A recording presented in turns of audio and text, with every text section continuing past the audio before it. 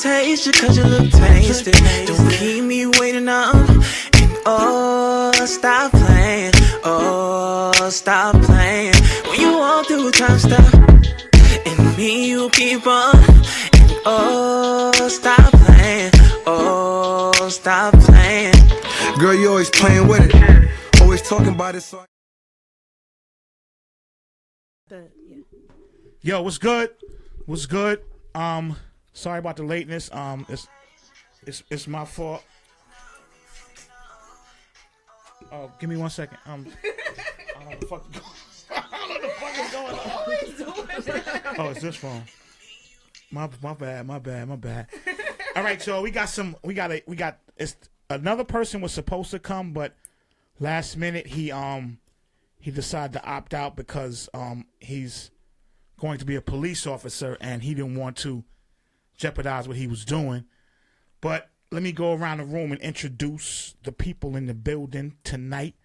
First, we're going to introduce, you already know her, the co-host of the Raw Report, Miss Coco is in the building. Miss Coco in the building. She got all her accessories on, the big ass earrings, and the whole. I'm hating. My hate is on 1,000 tonight. My hate is on 1,000.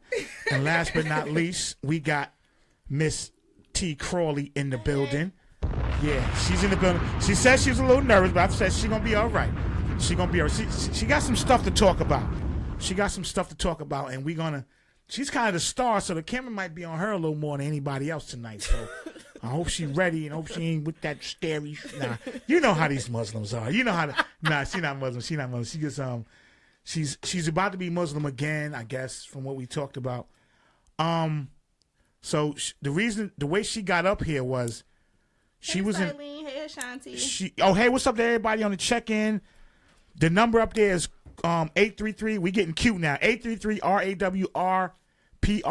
Hey, Kwani. 833-729-7778. Call in, hit the number 0, get through, talk to T. Crawley, talk to myself, talk to Coco.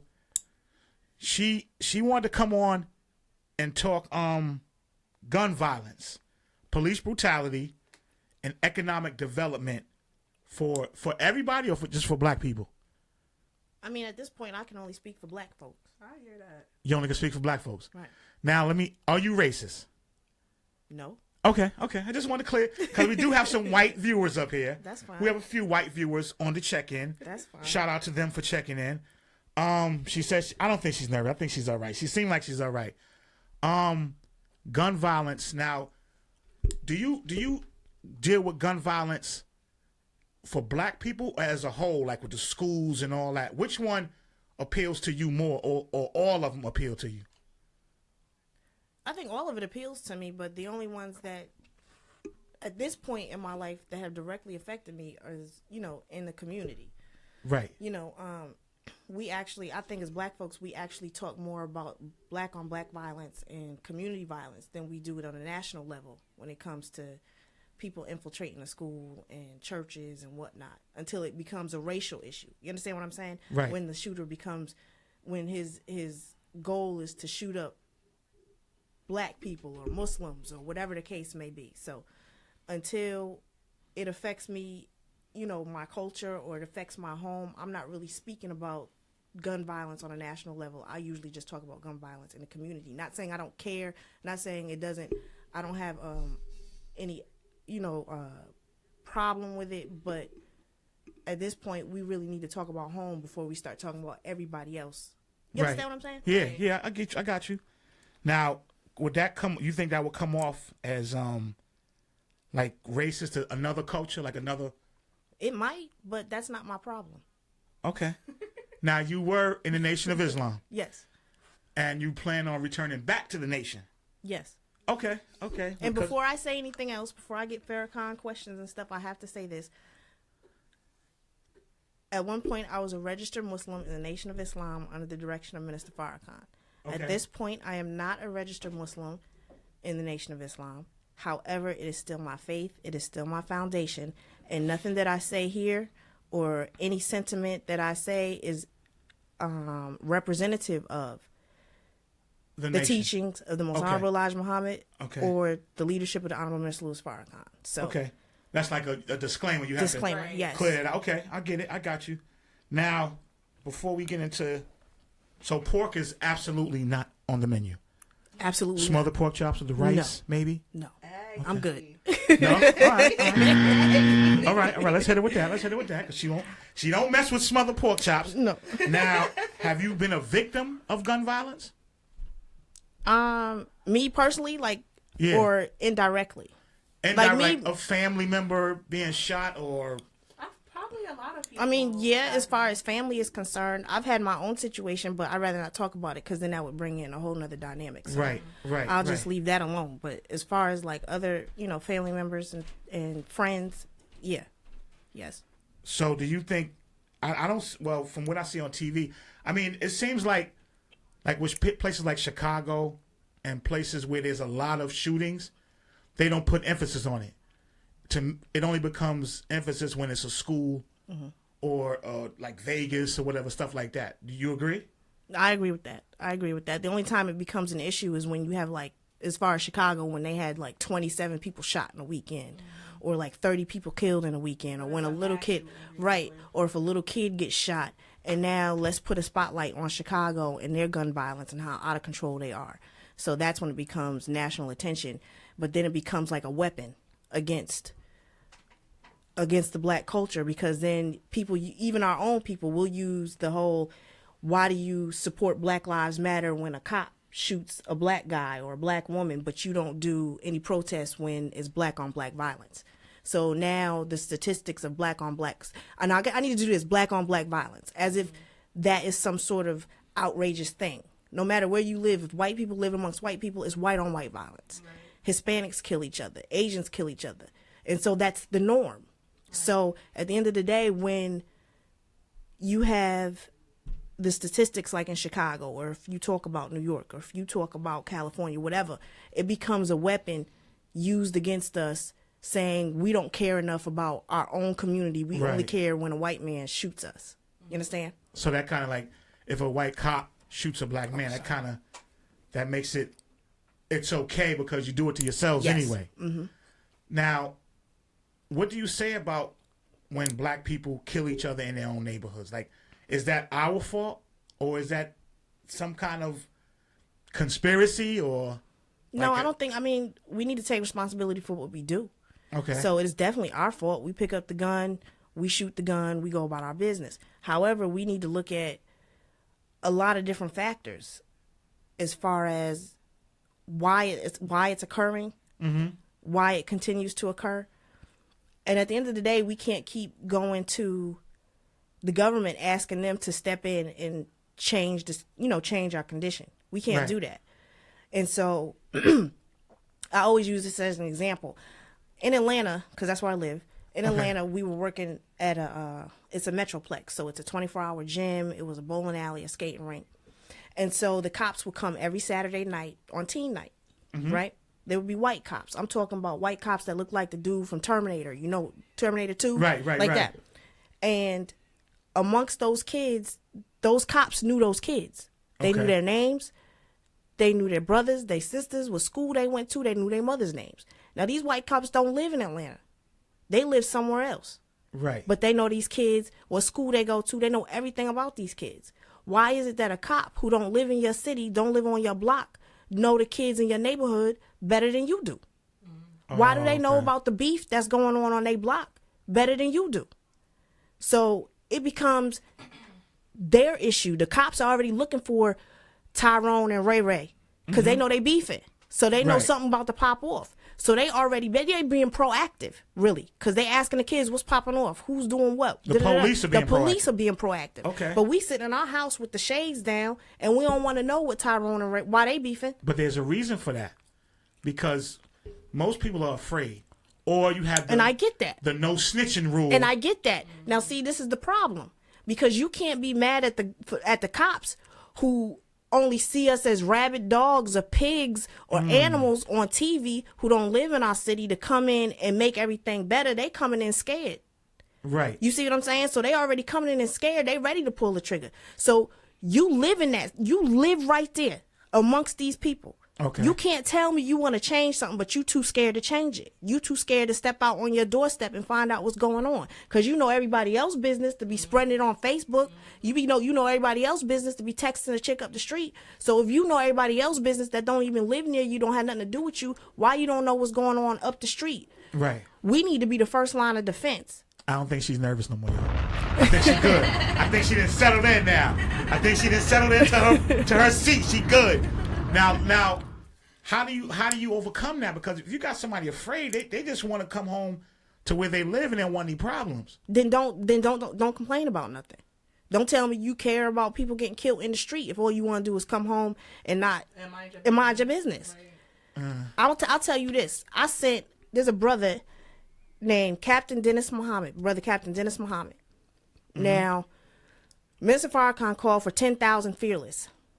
Okay. And with that, Captain Dennis Muhammad made 10,000 peacekeepers.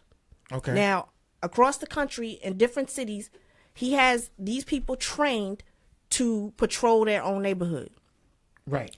I gave his number to 4 or 5 people in this city. In the city of New Haven? In the city of New Haven. Okay. They ain't cool. What's up? Right. I can tell you why Some people are just petty and childish, and they don't want to calmly solve the beef because everybody's so stuck up on how their look or how their street cred is. So a lot of people don't want to solve stuff peacefully. They rather them look hard, want to fight, shoot, whatever the case may be. And to be completely honest, that's ridiculous because I feel like we're at the age where we all have responsibilities, we all have stuff to take care of, and street credibility is what? Like, that means nothing to nobody. Like, that's not paying anybody's bills, none of that. But the thing of it is, you could take that street cred and build on it. You see what I'm saying? Mm-hmm. You could take that street cred and make, you can patrol your neighborhood with that street cred. Right. You understand what I'm saying? So you can walk up and down the street, like in Chicago, for example, the 10,000 peacekeepers, they walk the kids to the school. They patrol the whole neighborhood, the path that the kids have to get to school. Like they patrol. Like what the Panthers did. Yeah. Okay. They do that. There was people, they saved some woman's life in one city because there was something that happened. I don't want to, put out a bad fact, a false information, but they saved somebody's life. So at the end of the day, it's all about putting the money where your mouth is. Right. Don't tell me you tired of people getting shot up around here and you not trying to do anything to fix it. But talk about what can we do and pray. We prayed out. Uh-oh. Work. Angelina Garrett said, New Haven loved the drama. I love getting dressed up for funerals. Now, as you said pray. Now, are you like, you don't believe in that works? I believe it works, but prayer is worthless without action. You can't pray. You can't be starving and not have any food in your house. And then pray to God, please bring me some bread and expect it to fall out the sky. It don't work like that. Right. Okay. So you got to put action behind it. Right. I just think a lot of people, the no snitching thing is strong. Just I'm not snitching. I think that's real strong in the black community. But see, that's a whole nother thing. That's a whole nother. The no snitching rule is crazy to me because, first of all, I can understand why people won't say anything. We have to first understand why people won't say nothing. You scared. Right. You see what I'm saying? But second is you can't spit "it takes a village" and then not be that village. When somebody has to testify, figure out a way to keep that person safe. Figure out a way, if you got to help them move out the city, if you got to patrol their house, do something, because they got to go back to that same neighborhood that crime happened in. That's them right. people going to go get them. Right. So now you got to figure out a way to make sure this person get off the street, but this person is safe. Right. You see what I'm saying?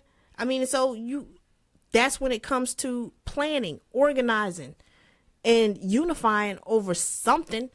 You know what I mean? Because we don't unify over anything. But foolishness. Right. Now, Dr. Natea said we need unity first. Do you think the black community is unified? No, not at all. Not at all? Not at all.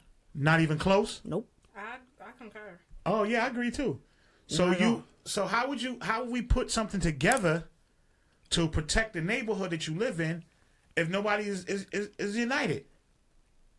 I mean, it's like there has That's a to good be question. there has to be some sort of compromise. First of all, you have anybody can find 5 people that'll ride with them. It doesn't take that much to get a group started. You see what I'm saying? To get to get the planning started. So find you a good 4 or 5 people that's down with your with your ultimate goal, and then you go from there. But one of the things that kills me is we always talk about, well, we need to be unified, which is true, but none of us practice it, and I'm including myself. None of us practice it, because as soon as we have a problem with somebody let's just talk about black folks. We have a problem with somebody that's black. The first thing we're gonna do is pick apart something. Like, let's say I started something where I wanted to get something started in the neighborhood. The first thing you're gonna have is a bunch of people. Oh, well, she's like this. She do this. She do that. She ain't shit. You see what I'm saying? Yeah. That's what you're gonna do. And instead of saying, you know what, I agree with the ultimate goal, I'm gonna shut my mouth to make sure it has happened. Right. You see what I'm saying? There are 6 rules to guerrilla warfare. To be a guerrilla army, excuse me. Okay. And that's what we need to do. We need to get back to the basics. And the 6 rules are, you know how you go buy some milk and your milk says homogenized? Yeah. The first rule is homogeneity. What that means is, when you buy homogenized milk, you can put it under, every drop of milk will look exactly the same under a microscope. Okay. There's nothing different through and through. Every element of that, drop of milk is the same in each drop. You see what I'm saying? Nothing's different. Now, that's not saying that we need to be so much alike that we wear the same clothes and we like the same food or like the same colors. Not robotic, but we need to be unified so that when the enemy sees us, he knows I'm going to say the same thing she going to say, that she going to say, that you going to say, and it's not going to be any different. If we have a problem, behind closed doors, we handle it, but we not going to put it out so the enemy know which one of us to go to. You see what I'm saying? Now, Jamie Miller said, just move or mind your business. What do you say? What do you think about that? Like, is that, I mean... Mindsets like that, though. Why would you, you can, like that. This is, I don't know if you know, this is the bullpen. And yeah, I get you, I get you. You can move all day long. Go ahead and move. And then mind your business, but then when it happened to and I'm not, jumping on his sister. Right. I'm not jumping on his sister. It's a brother. Because brother, I'm sorry, excuse me. I'm not jumping on his brother, but what I'm saying is like, and I get that, because I'm not, you know what? I say that about the sisters in Chicago. When they kids, like there's a lady who's all her sons got killed, or maybe she got one left or something. Right. And why haven't you left yet? And it might come down to an economic thing. She might not have the money. But if you don't have the resources to move and you have to stay in this area where there's violence, pick up a torch and start walking. Don't celebrate people like Martin. I'm saying, I'm not trying to disrespect this person's, opinion. Right. But don't tell me you idolize Martin Luther King, or you idolize Malcolm X, or you idolize Marcus Garvey, or you idolize Nelson Mandela. You can't tell me, you can't put them on your wall. You can't put them on your shirt. You can't wear them on your hat and then tell me, mind your business when something pop off. Because they didn't mind their business. Right. They gave the ultimate sacrifice. Right. Okay. All right. So I think there's like a the snitching thing. I think there's like it's, I guess, if you're in the game, if you're out there doing the underworld stuff, you can't snitch. But I guess a citizen, I mean, what you laughing? What you laughing at? I'm sorry. What? I'm laughing at my cousin. I'm sorry. Why? What'd your cousin do? She laughed. Okay. Sorry. I'm sorry. I think if the snitching thing is so strong that nobody's trying to go say, if you see something, say something, I'm going to point this person out who did this murder or who did whatever. It's hard to get somebody to do that. True. It's hard. It's really hard to get somebody to do that. But then that's where unification comes in. Because if you know that this brother or this sister saw this crime, and you can help them if they had a force behind them,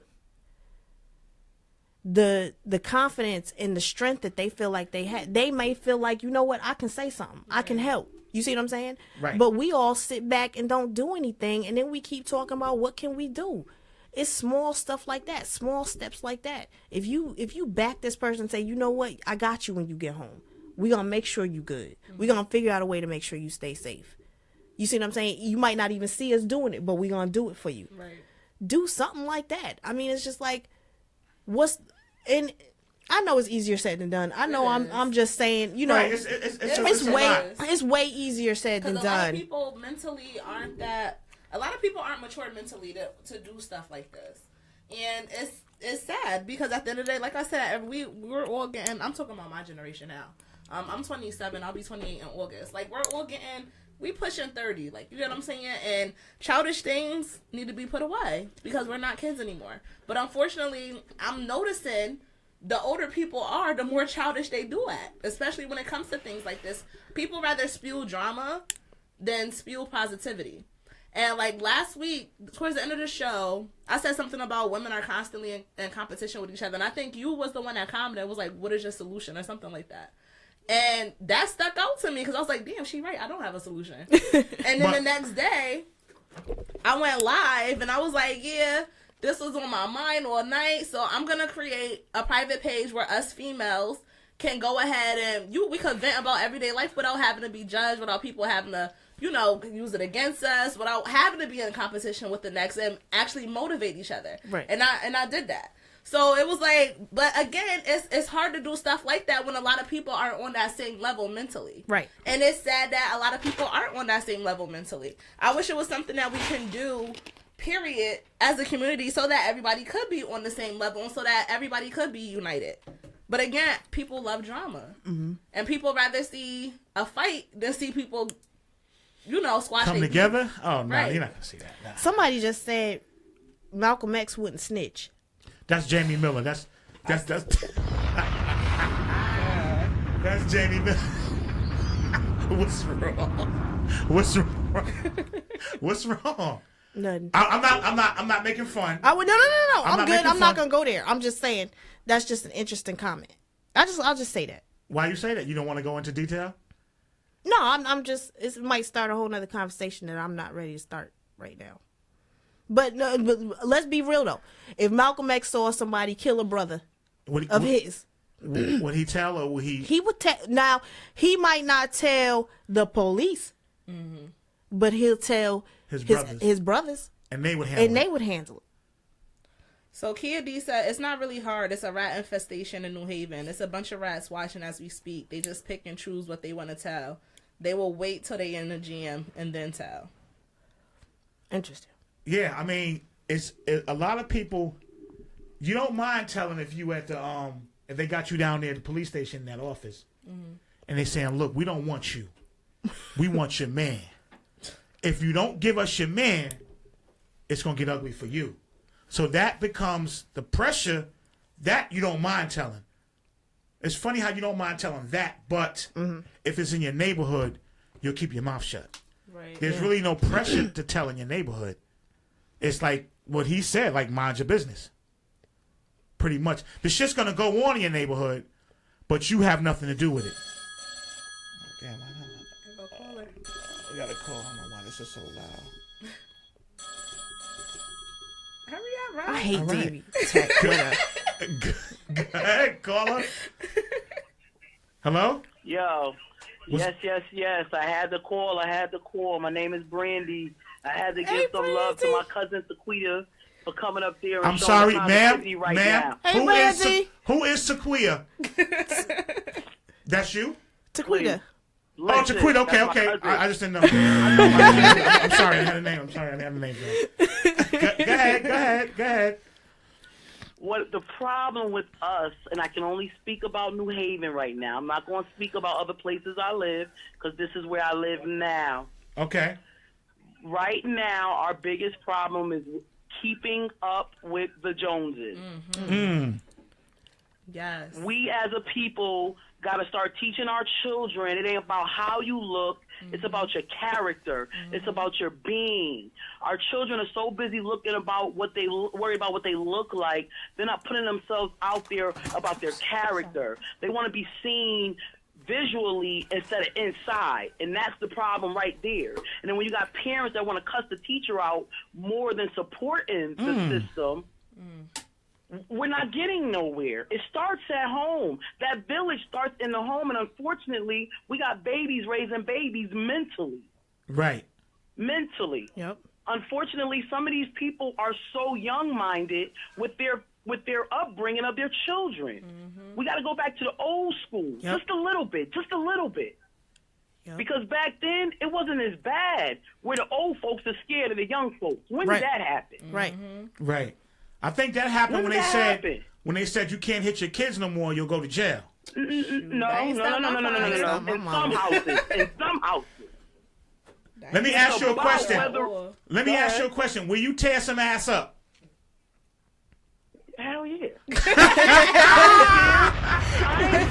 I ain't scared. I was raised back in the day when my mother told me, if you call DCF, I'm going to beat you till they get here and then beat you when they get here. Yep. Damn.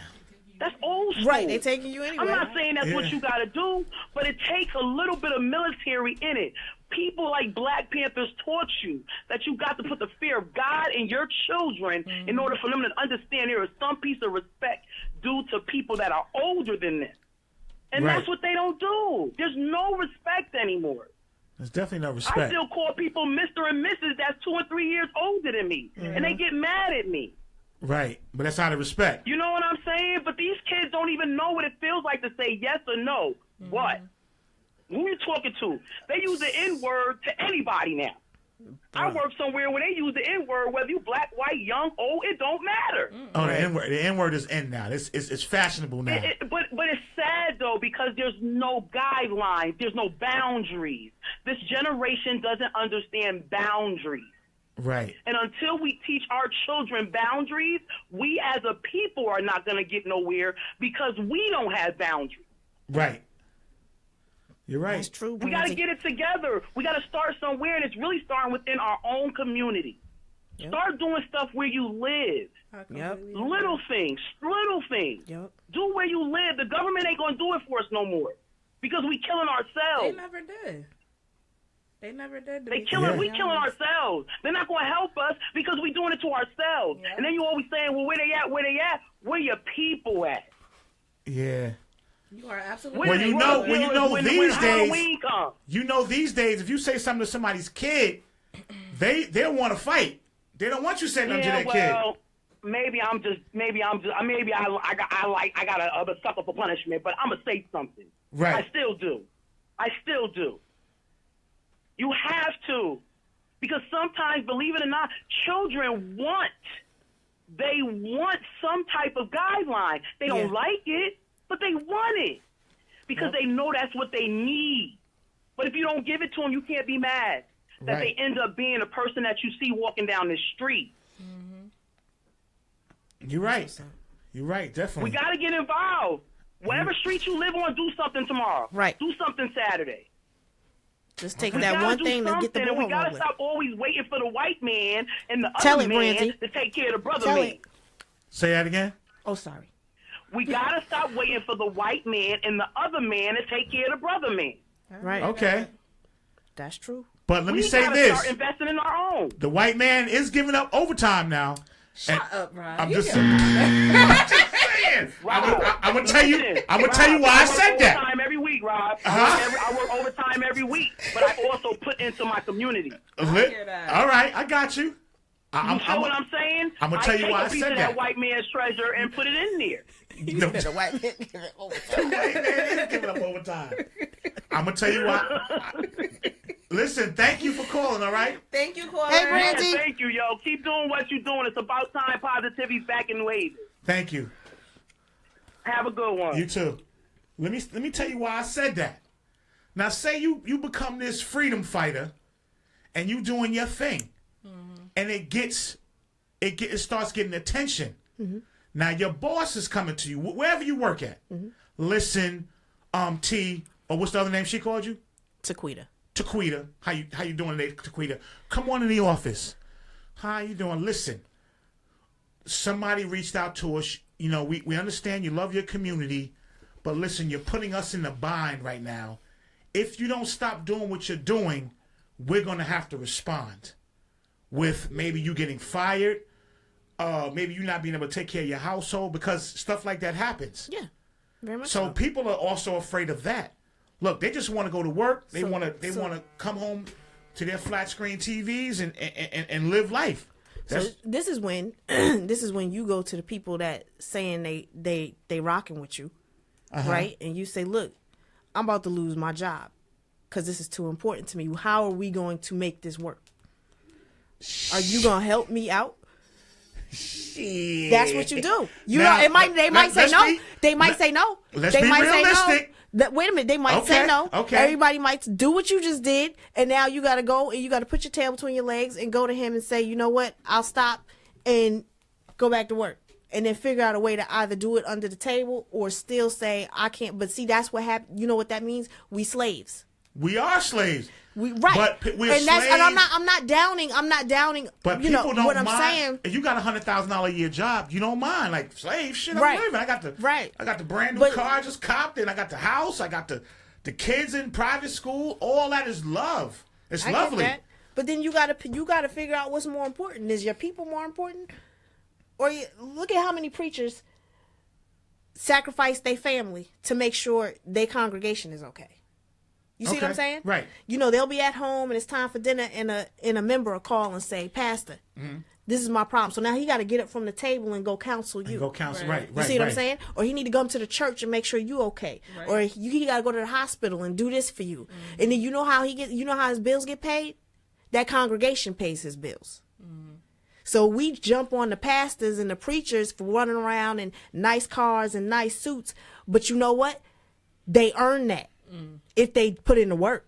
Right. Now, if they just out here going from city to city collecting $20,000 checks and not taking care of the people at home and not taking care of their foundation, meaning this sister need her rent paid, let's pay that rent, or this sister needs some help with her marriage, let's help that sister. If they just running around the city collecting checks, then I'm not with that. Right. But if they in their community and they doing the job and sacrificing time with their family and their friends to help you and them people that sit in them pews, then yeah, he's getting paid by you because he's sacrificing, him and his family are sacrificing to make sure you okay. So if he got a nice car, cool, he deserve it. If he got a nice house, cool, he deserve it. But that's when it comes to us helping everybody else. You understand what I'm saying? You think Martin Luther King didn't live in no shack? Yeah, he lives good. I just think it's, and I'm not being like negative, but I just think the way the world is now, it's like it'll be hard. Like what you're saying is amazing, but can you imagine somebody getting a community to agree with you and police their own streets? It's happening right now. It's happening in Chicago. It's happening in Chicago. It's happening in Atlanta. In the worst neighborhood, one of the worst neighborhoods in Atlanta, in the Bluff, 10,000 peacekeepers, volunteers who patrol their neighborhood.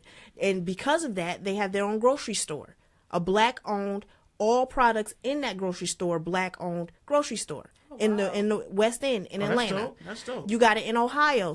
I think it's Columbus. Don't get me wrong. It's all over. Look it up. It's people who not even the 10,000 peacekeepers. It's people in Chicago and Atlanta that's doing this, that's shutting down gas stations because they disrespectful to the customers, shutting down stores because it's and what they're doing is they're stopping the people from coming in to patronize. So then the owner now has to own their disrespect and apologize or give up some money to the person that they disrespected. So what's going on now, just because it ain't, it's not happening here. Now and these cities are big. We talking about small little New Haven. Right. The impact that would have here is massive. Do you think that could happen here? Yes, that's the reason why. Now you have lived here in New Haven. Yeah. Okay. Born and raised. So you know New Haven. Yeah. Do you think something like that could happen? Yes. Do you think it could happen in your lifetime? Yes. Okay. I think it could start next week if I feel like it could too. If the right people that have it's people out here that have platforms. However, they choose to use their platform in a negative way.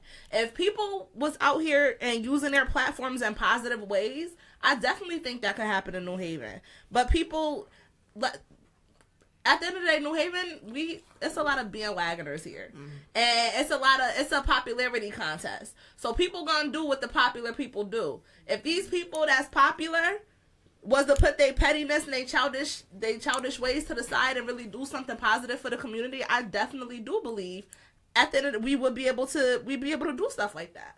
Mm-hmm. But people got to stand up. But see, the problem is that as soon as somebody takes the vanguard position, there's everybody trying to tear them down. Mm-hmm. So, you see what I'm saying? Yeah, that's what. So what the person that needs to take that position needs to be a person who says, "I don't care. I'm not going to let it affect what I'm trying to do because I'm bigger than that. You can't let these people." And that's our problem. This is one of the problems I have. I'll watch your show, Rob, plenty of times, and there'll be people in here dropping gems. Mm-hmm.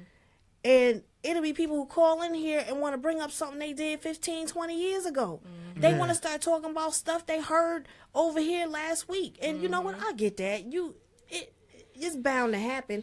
But, and the Most Honorable Elijah Muhammad said, we could solve 98% of our problems if we was unified.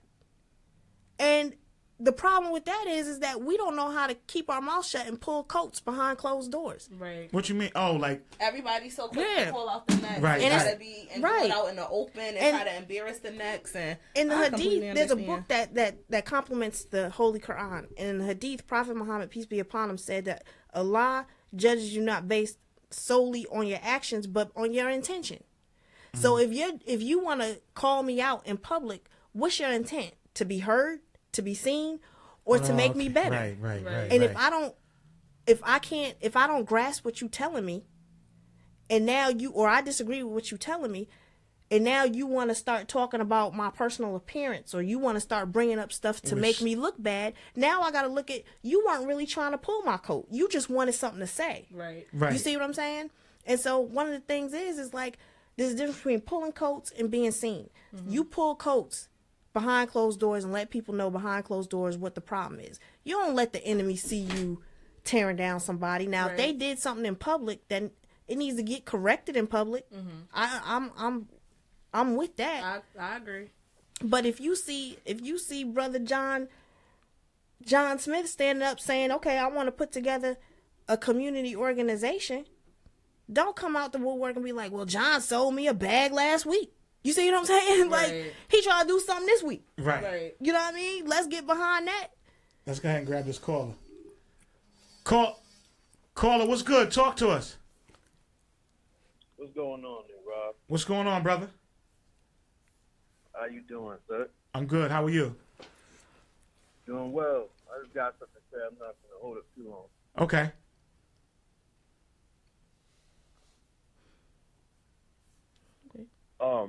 So basically, am I ready to talk, or I don't want to be disrespectful? Yeah, you're good. You're good. All right. So what's going on with the young lady saying? I agree 120% with her. And me being the person that's going to actually become a police officer, I look at the community now, and a lot of us, they don't want to become a cop because of all this stuff that's actually going on. But if people actually stand up and say, "Listen, I can do it. Doesn't matter what people think or say about me. I can make a change to the community." Right. And the problem is that people have the outlook of cops like they're bad people. All cops are not bad people. And me being myself, living in the city of New Haven, my goal is to help the people, because I used to be one of those kids out there that didn't listen, that sold drugs, that did A, B, C, and D. But you know, everybody needs a chance. So people standing up to fight for their community, and to be honest, the people that's actually coming in for the community now, that's actually going to be the police department. They have a lot of good people that's actually going to make a difference for the city. But people don't see that yet. They just see what they actually see. But I can guarantee you, from what I've been seeing behind closed doors, there will be a great change coming to the city. And that's just coming from me, from my perspective of actually being in this situation. But I definitely want to say what the young lady's saying. I give her a lot of credit. Everything she's saying is on point. Mm-hmm. I respect it. But like I said, when they see the new class coming out in the next few months this year, they definitely will see a lot of people, police in the city, the streets in New Haven, to actually make a difference. Because at the end of the day, there's a lot of nonsense going up. A lot of corruption is bad in all people. but there is time for a change. And what's actually going on is people actually do care for the city. People actually do care about the neighborhoods, and people actually love the city. So coming from a person that actually lives in the city, yeah, I'm definitely the one that's actually going to do my best to make a change and try to make a change and, make something happen, because at the end of the day, I'm tired of seeing my people kill each other. I'm tired of seeing people going down for stupid stuff or, whatever the case is. But I just want to say it from my perspective. I'm not going to hold up the phone too long. Like I said, the show is actually going well. Y'all keep it up. Y'all have a blessed night. Take care, brother. Thank you. Thank you for calling in. Let me read this right quick. What somebody just said. Yeah, I was gonna read something too. One problem we have as a people is we won't believe something until we hear it from a white person. Mm-hmm. That's. Do you agree? Yes. Me Very too. Much so. Me too. Very much so. I've seen it happen. Yeah. I've seen me tell somebody something, and they questioned me, and then a white dude came along and said, right, and it was a go. Right. Now the thing we was talking about economics. Do you think I think myself that it's kind of foolish for someone to open up a business and because they're black to put black owned. Don't you look at that as a restriction? Like because you only want black money or you want everybody's money? No, I don't know. I don't believe that's a restriction. Here I'm all for black owned companies. To be completely, whenever I see anything and I see that it's black owned, to be completely honest, that makes me want to try it even more. But that just goes but a lot of people aren't like that. Some people would see that and feel like it's a attack to them if they aren't black. But no, I don't think whenever people do put that on their businesses that is meant in a negative way. I feel like it's a positive thing. But everybody have their different perspectives of it though. I don't think it's restrictive. I mean, it might be. I don't think you should put it like on the front door. You know, like a big old banner. I've seen stickers like if you have it on the door or if you have it on the product. Like black owned. But at the end of the day, though, that's a hard one because I think there would be some people who actually bypass. I'm talking about black folks that will actually bypass it because it says black owned. Because it says black owned. And the stigma is they won't, like if you go into a black restaurant and you say, "Can I have the fish sandwich?" and we're like, "Well, we out of tartar sauce." That's bro, you just took my whole. I just took your whole shit, man. Yes. That's how it is. Yes. Now let me say this. I don't know if it's just economically they can't have this stuff, but have you ever been into a black business and they didn't have something that you wanted? But yes, very much so. Now, did you in your mind did you go, that's why I don't mess with these black places? I mean, I'm not gonna lie, I'm upset, but I don't say I'm not gonna mess with a black business. But the thing of it is, what I take into consideration is that black business owners usually have to pay more interest on loans. They don't get as big of a loan as the Asians or the Indians do. Right. And then on top of all of that, their insurance is higher. And then they can't buy wholesale the way everybody else does, so they have to buy a smaller quantity, which means that their margins aren't going to be as large. For them, they still have to mark it up significant in order for them to even get a profit. Right. So that's why usually black-owned businesses have higher prices as far as product is concerned. Mm-hmm. And then and then I think some black businesses, instead of saying, you know what, I don't have this product or that product, let me figure out a way to make everything, make it work. They just put stuff on the shelf and hope it works. Hope it works out. But the problem we have as a culture is this. I don't know if y'all remember some years ago, there was a pizza company that there was a rumor going around that people were putting bodily fluids on the pizza. Was it black owned or white owned? It was a major pizza company. Major chain, okay. And for a few months, everybody was like, I'm not eating that pizza, blah, blah, blah, right? Mm-hmm. But let's say we go to the fish place that's black owned. And we get home and there's no tartar sauce in the bag or no fork in the bag or no napkins in the bag or something that's cold. We lose our mind, right? Because that's like we're genetically. But we'll go back to that chain that we heard about a few months ago. That's what Kia's saying. Like, if you say the restaurant's white owned, you won't have a problem. You'll still go in there. But isn't that something within black people? It very much is. Because how many times have you heard the rumor that the Klan owns Church's Chicken? Right. Or that the Klan owns Timberland boots? Right. But we still buying Tim's and we still eating Church's Chicken. But this chick up the street, she ain't have the right weave in her beauty supply store. She a black woman trying to have a beauty supply store. She ain't had the right weave, so I'm not gonna go over there. I'm gonna drive 2 miles past her and go to the Asian woman up the street that'll shoot me in the head if she think I'm stealing something. Or put my picture, your picture be up when you walk out that you stole. So that is us. Let's see, how do we... Lawrence Chambers said, we as black people don't give black-owned businesses the chance we will give a white-owned business. We won't. Because I think we're genetically screwed up. I think it depends on the person. Because me, I'm not like that. I'm really not like that. I feel like I don't know. Maybe because I just feel like people make mistakes. Like, you know what I'm saying? And I think like that because I know I make mistakes. I'm not perfect. Like, even when I work my regular job, like, I fuck up sometimes. So I wouldn't want nobody to put that on me harshly. So I don't think like that. But again, this is for the majority, and I guess the majority do think like that. But it's fucked up. It's messed up. I believe that if you once it becomes known, I heard somebody say one time, if you're a black business owner, get your black business, but put a white face on it, and you won't have no problems.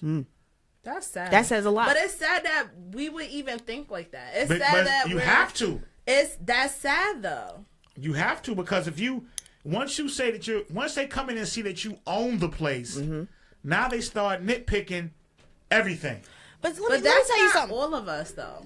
Before the civil rights movement, people. That's not all of us. Before the civil rights movement, we had black banks. We had Hold on. Go ahead. We had black hospitals, black restaurants. We had all of this, right? Black owned. We marching. I'm not minimalizing anything that was done during the civil rights movement. So please don't take it as such. We're marching, telling these white folk who telling us we hate you. We don't want you in our restaurant. We don't want you in our school. We don't want you in our hospital. Do your own thing. Stay the hell away from us, right? Right. But we marching, telling them, please let us sit at your table. Please let me eat your food, even though you hate me. Please teach me. You hate me, but I want you to teach my kids. I want you to teach my kids how much you hate me. You understand what I'm saying? Yeah. We begging people. When your child comes home and says, "Mommy, so-and-so hit me upside the head because they told me I can't be their friend." You say, then don't be their friend. Right. Don't beg anybody to be your friend. That's the first thing you tell your kid. Right. Don't beg anybody to be your friend. Don't beg any man to be your man. Don't beg any woman to be your woman. If they don't want you, keep it moving. Right. But we got the civil rights where we marching down the street, sitting at restaurants at the counter, letting them pour ketchup and all kinds of stuff, begging them to say, please cook my food. I want to give you my money. Right. You see what I'm saying? And then once we did that, we lost our restaurants, we lost our hospitals, we lost our banks, we lost our schools. And so now in our head, we want to be all together and integrated. And what do we get? We got schools where the black schools is the poor. You know, they not teaching our kids right. They're erasing history. You see what I'm saying? It's a whole bunch of stuff. So it stems from, it doesn't stem from, but us begging people to take our money has gotten us to the position where we back to not having anything. Yeah, Cameron Green said integration killed black economics. It did. It truly did. But that goes back to what you just said, goes back to is it safe to say that white people are winning? As far as winning, like, okay, again, I don't want to mess up my overtime. I got a nice house. If I come with this kind of talk, all this stuff can be taken away from me. Just as hard as I work for it, it can be taken away, and I don't want that. I wouldn't say white people are winning. I would say black people are losing. You understand what I'm saying? Okay. I don't want to say that they winning. That's dope. I'll say that we losing every time. And one of the things that bothers me is like we're our own worst enemy every day. We definitely are. All day.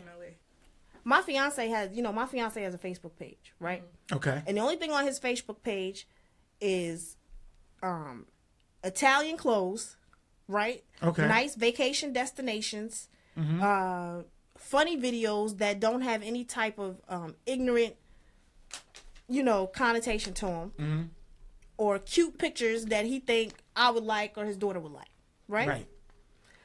He's not shooting around pictures and memes and videos that would show the people on his timeline that he finds ignorance funny. Right. You understand what I'm saying? So we lose every day that we do that. Right? Okay. We lose every day that we drive past a black cleaners to go to the Asian cleaners. You see what I'm saying? On your post today, I said the word of the day is negativity. Yeah. I wanted to know what was. Minister Nuri Muhammad, a student minister for Minister Farrakhan, said negativity is the is negativity amongst black folk. The only black folk can do, and that's that whole. I'll drive past a black business, go 2 miles up the road to go to a white business or an Asian business. You see what I'm saying? We blame 95% of our problems on the white man, but we spend 97% of our money with them. You fueling their agenda. Right. You're fueling them. Every dollar you give them, you fueling their cause. But this black guy over here begging you to patronize him, you turning your nose up at him. You understand what I'm saying? Right. And at the end of the day, usually people will be like, oh, they haters and blah, blah, blah, and all this other kind of stuff. And the problem is everybody's born to be successful. It's in your nature to be successful at something. Right. Right? But the reason why they hate you is because you got there first. Black people. Black people. Okay. They hate you. Black people, white people, whatever. That's like I think that's a natural reaction. Unless they have like some unified, like if you see the Asians, when they make it, now they pulling their money to help the other Asian make it, right. And blah, blah, blah, and so on and so forth. But when we make it, this person over here is starting to hate and trying to figure out what they can pull us down, how to pull us down because we got there before they did. Right. They didn't hit their peak yet. So now I got to pull you down because you moving a little too fast for me. Now let me ask you this: could a white person be a part of the cause with you? That's genuinely like, look, I don't see color, I don't see any of that. I just want to help. Could that happen? You need Jeopardy music. You need. Hold on, I got it. Now let me ask you the question again. Could a white person that is doesn't see any color or anything like that, could they be a part of the cause? Think about it.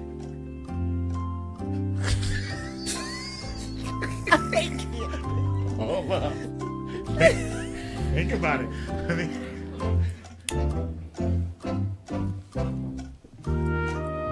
Think about it. You know how Alex Trebek be let you get your shit together. He let you write all your stuff in. Yes. Because we're going to need your answer. It's got to be correct. Okay, so I'm ready. You can win. You ready? I'm ready. Music box.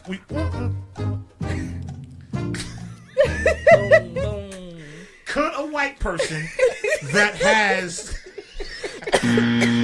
Could a white person that has that sees no color or nothing like that be a part of your cause? Okay, first off, there's no such thing as a person who can't see color. Okay. That doesn't exist. 2, that person would only be able to come on board to help me with my cause after I've strengthened my initial team. We've had to have made some strides before I bring you on. So they can't be a part of the team off the rip? Not in the beginning, no. Okay. If they're That's white. fair. Huh? If they're a white person. Yes. That's fair. Yeah. I don't think that's fair. I think it is. Why? That makes sense.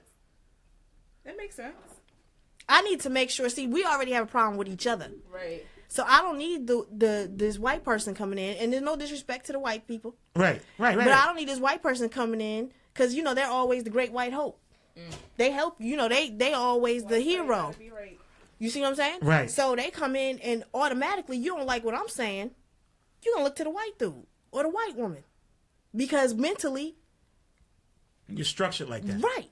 So I need to strengthen us as a team before I bring in a white person and say, you know what, come help me. Right. You understand what I'm saying? But back to what you were saying before when you were saying that basically in the black community we're like crabs in the buckets. I do see a lot of that. But I also see though the people that have, made their accomplishments throw it at other people's faces that haven't as well. So it kind of goes both ways. And I just wish that people that have made certain accomplishment isn't so quick to be like, oh, well, I have my own house. Like, you know what I'm saying? And try to down talk somebody else that's still with their parents. Or somebody that's with their parents try to down talk somebody that has their own house. Like, you get what I'm saying? At the end of the day, my dad always said live and let live. And I say that to my kids as well. But I just feel like if we had way more positive role models in the community and way more positive things in the community, we wouldn't have to deal with stuff like this. Because I know a couple of females that got degrees and they're quick to throw that in somebody's face. Like, you get what I'm saying? And it's like, all right. That whatever. just means, all that means is that the person has allowed this particular success to define them. You see what I'm saying? Nothing else defined them before that. Right. So that's just like when a person gets married and they got to keep talking about my husband, stop being a girlfriend, husband. But that's you see what I'm saying? That's a celebration, though, right? That's very true. But you don't have to make me feel bad for being a girlfriend. Right. You understand what I'm saying? Right. You was a girlfriend too. At one point. Right. So, or if at the end of the day, like she said, if you get a business, well, I got my business. And you're not giving me no contacts, and I might be I might need some assistance. You've allowed that business to define you. So if that's what defines you, then they're really losing. Right. Because once that's gone, what do they have? Right. You see what I'm saying? So at the end of the day, it's really about they're already messed up because they've allowed that to be they've worshipped that particular success. And now they're not gonna let you in. They're not gonna help you do you. Right. See, I believe in karma, and I believe in being humble, because I feel like as quick as you brag about something, it could be taken away from you. So whatever accomplishments that I make, I pat myself on the back. You know what I'm saying? And I don't try to throw it in nobody's face. I don't be like, oh, well, I make this much, or, oh, I'm driving this, or, oh, I'm driving that, because it's people that make more than me, and there's people that's driving something better than me. Right. And at the end of the day, I can lose my job tomorrow, and I could lose my car tomorrow. Yep. You get what I'm saying? So I just feel like if everybody had that mentality and everybody was quick to motivate versus spewing negativity, again, we'll be in a better place. I think... And I have said this before. I actually say it a lot. Maybe it's the coon in me, and I need to change. Damn. I need to change it. Well, at least I need to change it. But listen, I want to know, have y'all said this? Have you ever, got so fed up with your own people that you would say, you know what? Yo, these niggas is driving me crazy. Like, they animals. Like, you know what I'm saying? Like, I'd rather my child not go to Edgewood Park, but go to East Rock Park, and I've done this because I know that it ain't no foolishness over here at East Rock Park, but over at Edgewood Park there is foolishness. Right. Am I conditioned, or am I just being realistic? Realistic. You're being realistic, because I do the same thing. Okay. Unfortunately, I think that's realistic. I do the same thing. That's realistic. Okay, so I'm not a coon. I do the same thing. Please don't say that again. To a Hamden Park or East Haven Park and a Quickness, and unfortunately, it is sad, but it is what it is. I do it a lot, and I don't know if it's something that I'm just. My daughter told me that it's self-hate. She's 21. She said it's self-hate. What? Because you go to another park to no? Because I say stuff like if I'm riding down the street, I'll look at stuff like this, and I show my daughter. I don't know if this is something I shouldn't do, but I'll show her a group of black kids going to school, and they'll have on Jordans, and then I'll show her a group of white kids going to school, and they'll have on hand-me-downs, and I'll say, see, we're different as far as our economics. Right. We think differently. Right. Does that make me a sellout? Because I'm showing her. No, not at all. Okay. No. I'm just not at all. Because unfortunately, some black people do feel as though they have to keep up with the Joneses, and it's sad. Like, I'm not. My kids are 8 and 9, and there are kids in their grade, in the 3rd grade, that's walking around with iPhones. They got acrylic nails, and I'm just like, yeah, no, that's not happening. Like, I feel like my kids they're not getting a cell phone until they hit high school, and they do like after school activities like sports or gymnastics or something like that. And even then, they're not getting the iPhone unless they prove to me that they're able to handle that. Right. And if they could keep their room clean, do their chores without me telling them to, doing stuff like that, then I'll get you what you want. However, I'm all for giving you what you need, and what you want comes later. Right. And sometimes black people feel like, oh, in order to seem like I care about my kid, I got to get them every pair of Jordan that come out. Or, oh, in order to make it seem like I care about my kid, let me make sure they have name brand this, name brand that. Nah, forget that. My kids wear what? They wear Children's Place, Walmart, Target. Like, I'm not around for that. As long as they have clean clothes, that's what that matters. It's funny how the Raw Report is talking about positive things. Numbers are low. Right. But when it's spilling tea, everybody from ATL to Mass is watching. Right. And that is true. How do you change that? There is no way to change it. People like negativity, unfortunately. But you know what that shows you, though? You know who your team is. You understand what I'm saying? You know who's really about making some... These 39 people that you got right here are 39 people that can walk the walk. Right. That's about changing something. So everybody else, not whatever, but... No, I learned to look... I don't look at the numbers no more. Right. I'm just reading. I don't read the comments. I never look at. I just read the. I never look at the numbers no more. But you never. You know what's funny? Because even when you get ready, when something pops off, everybody that claims that they down with you or down with the cause, absolutely. you gonna have to release say some folks. you gonna have to release them. Right. And there will come a time if we ever go to war, releasing them ain't gonna work. You gonna have to eliminate. Wait. You said go to war? If we ever had to go to war for Why you anything. Now, let me go back to the overtime again. You playing. You playing. No, I'm not. I'm being realistic and saying it would be almost impossible for you to go to some people and say, look, we have to take a stand against this system, and this is the same system they rely on daily. Right. That makes their life comfortable or somewhat comfortable. I understand that. I get that. It would be almost impossible. I'm not saying I could be able to walk away and just be like, I can't work. You see what I'm saying? I'm not saying that. What I'm just saying is like, you look at the atmosphere in which we live in. Okay. Right? Right now, it is so cool for white folk to be like, nigga this, nigga that, go back to where you came from. We hate you. We don't want you here. Die. Right? Right now, it's the thing. They got somebody letting them know it's cool. Right? So then you got the cops killing people. On top of the energy, on top of that is cops killing folk for years and years and years. And never having to atone for it, never being brought to justice for it, getting paid to do it. Right. Then on top of that, the economic situation, we stressed out. Absolutely. You see what I'm saying? Absolutely. So, and then you just keep piling it on. What's gonna happen? Something's got to give. It's gonna bust one day. I heard Farrakhan say that. You know what I mean? I heard Minister Farrakhan say that. Yeah. So when that time comes, what do? Because the job won't even matter at that point. Right. You got white folks out here, they kids can hunt deer, they can hunt bear, they can shoot guns with their eyes closed. Today I saw a video of a black dude who had his daughter blindfolded. All he did was drop bullets in her hand and say, what bullet is that? She was like, it's a 22.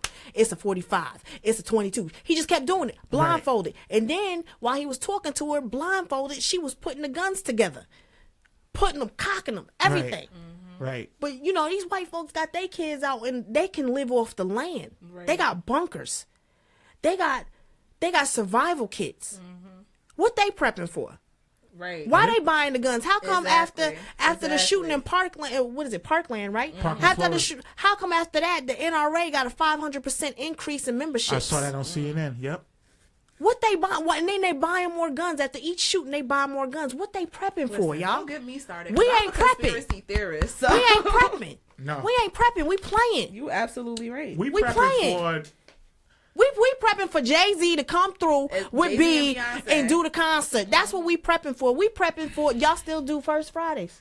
I don't know. First, whatever it's called. Y'all prepping. You see what I'm saying? And I'm talking about in Atlanta too. Right. You know what I mean? We ain't prepping for the right stuff. You don't have no survival kit in your house. The most Honorable Elijah Muhammad talked about survival kits way back in the 40s, the 50s. And white folk got them in their house today.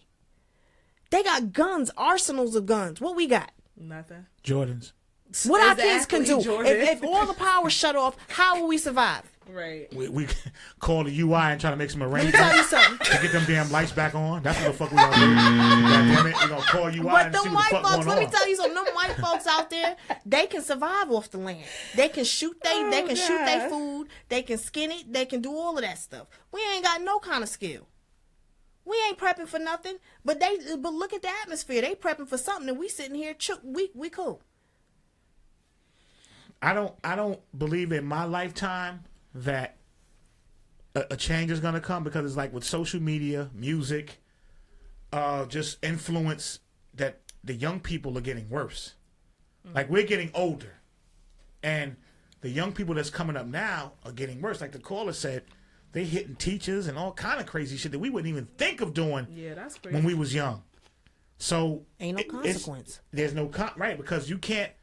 There is no consequence. The consequence is when that cop come in there and sling your behind across that table, then you ready to protest because he was too rough with your child.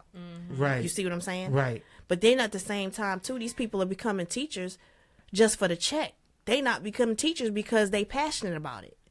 You see what I'm saying? Mm-hmm. And then so there used to be a time when teachers were passionate about being teachers. And I understand the pay is low, and the system don't do right by them. I get that. But then some of them are just coming into it because they want to work over here and get a little, get a good check. They want to work in this private school, but then they get sent to an inner city school because they need them over here. Now you frustrated because you don't like these black kids. You don't live nowhere near them. It's all about the numbers. It's all about the numbers. Mm-hmm. So, there was it New Orleans? I don't remember what city it was, but they were actually paying people to come to live in New Orleans to be teachers. So they were paying their bills so that they could be teachers in these inner city schools. Wow. Really? And it's just like, where's the pay? Some people, I don't know. As far as the kids are concerned in classrooms, I couldn't be a teacher. Me neither. Because I don't even like standing in line and your kid behind me screaming at you. I don't, you know what I'm saying? You don't like that. So being a teacher, I'll be ready to put my hands on you. So you came from the old school of tearing ass up. Oh, yeah. Okay. Oh, yeah. Okay. My mother, You too? Tearing ass up. Okay. yeah. Yeah. I think that maybe the parents might be a little crazy when they extension cords and all that bullshit, but that's a whole nother. Extension cords, brooms. Yeah. I think it was. I had pots thrown at me. That shit was borderline. She said pots. That shit was For real. borderline child Pots abuse. and pens. What? My mother and my father, they was like, no. Now, with the police, do you think that the police do the things they? Because the caller called in and said there's good police also. Where they at? Now, said where they at. okay. Now I'm listen, not saying they not there, but go ahead. I'll tell you why I said where they at in a minute. Go because it's someone said. I said when I made the post, I said, "Yo, we're gonna have T. Crawley on. It would be nice to have law enforcement come up here." Right, Now I so did that- have some law enforcement reach out to me, and they respectfully declined because they can't go against the blue. Right. They can't. They said, "Yo, I would love to come on, Rob, but this is my career." They have a code. They have a code. It would be They put in do. jeopardy if I came on and spoke out against police and police brutality, not even in this city, but just let's say another city. It would put their job in jeopardy because it just, it's just something they shouldn't do. So the good cop is kind of, if he speaks out against the bad cop, then where does that leave him?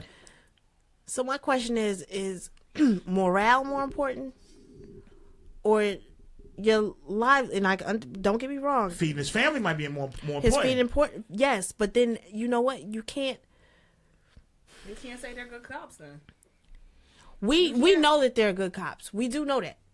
But the thing of it is that when these bad cops are doing what they doing, are you in there at the very least behind closed doors being like, what the hell are you doing that? Right. You see what I'm saying? And I can't see that they doing that. I don't know if y'all got Netflix, but there's a documentary up there. I think it's called Flintwood, about Flint, Michigan. Flint, Police Michigan. Department. Okay. And this is during the time Philando Castillo? gotten shot. Mm-hmm. And so what he did during the morning meeting is he showed the cops the video. And after, you can see in the black guy's face, he was cringing, like he was sick. Right. Right? But he didn't say nothing. Right? Right. So everybody else in the room was like, he was scared. The cop was scared. We don't know what happened before that. Blah, blah, blah. Boom, boom, boom. Right. And so I'm sitting there like, brother, say something. Say something. So then later in the documentary, they did an exercise. They had all the cops sitting around, black and white, sitting around the table, and they had a white lady, and they told the cops what the white lady did, and they said, respond to her like you would in the field. Right. So at some point, they were talking to the white lady, and her friend came up and said, we got to go. And instead of them saying, no, ma'am, sit down, they let her leave. But when it was the black guy's turn who had did something, they got rough with the black guy. Right. Even the black cop. You see what I'm saying? But doesn't that go back to if you don't care about yourself, why should we care about you?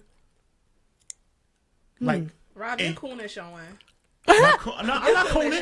Listen, hold on. Let me tell you why. She said earlier that if we don't give a shit about ourselves, then why should somebody else care? Because see, at this point now, what you're doing is if I'm doing something wrong, Okay. right? And your job is to arrest me, whatever. Right. That's your, I get it. That's your job. Okay. In this, in situations with the cops and civilians, you supposed to go by the book.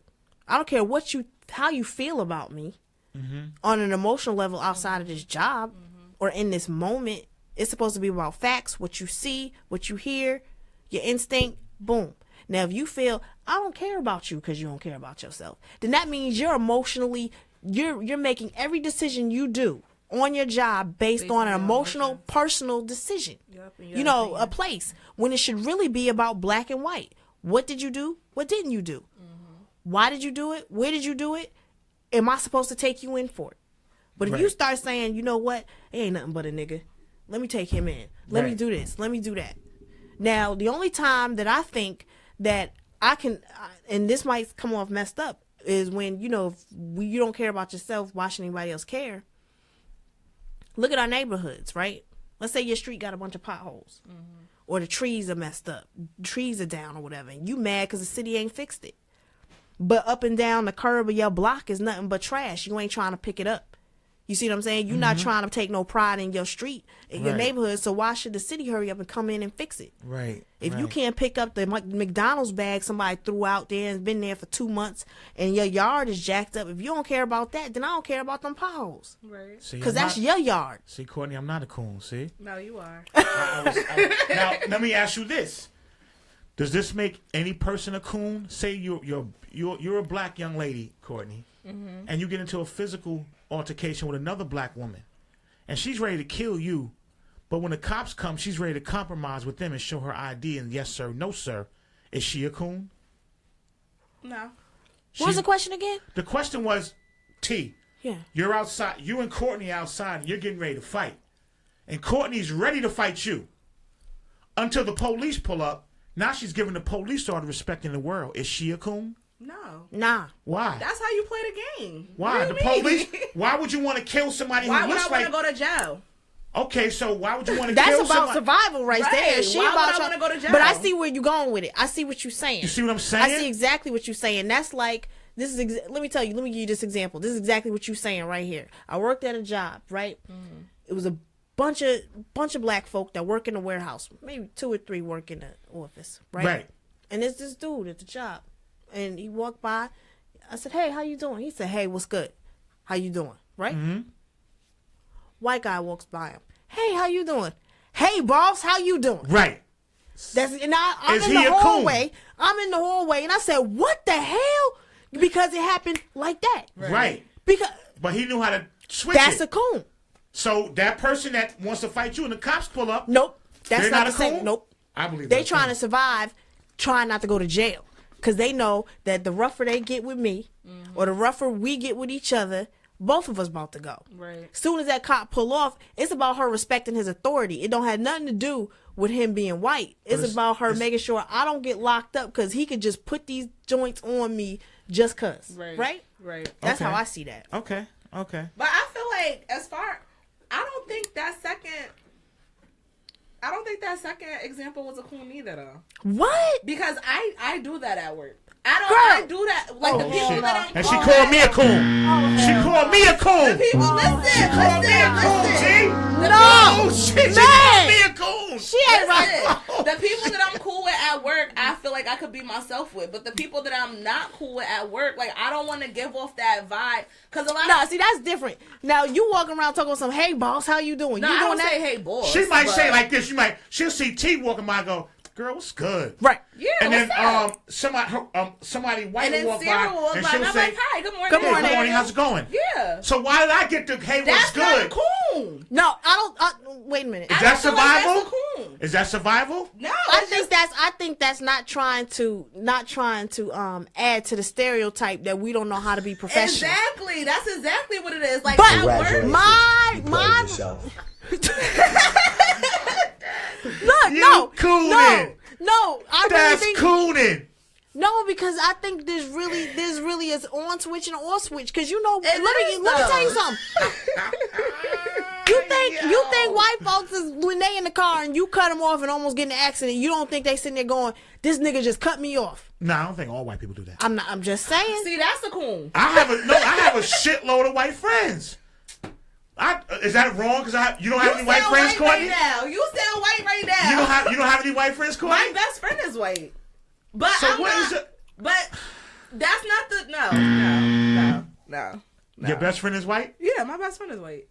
Do you have any best white friends, T? Huh? You have any? Do you have any white friends? Do you have any white friends? Yeah. Oh, you do? Yeah. Okay. Best friends? No, we're not best friends, but we cool. Do they know your Oh, yeah. angle? They do. Yeah. And they still rock with me. Okay. My uncle's wife is white.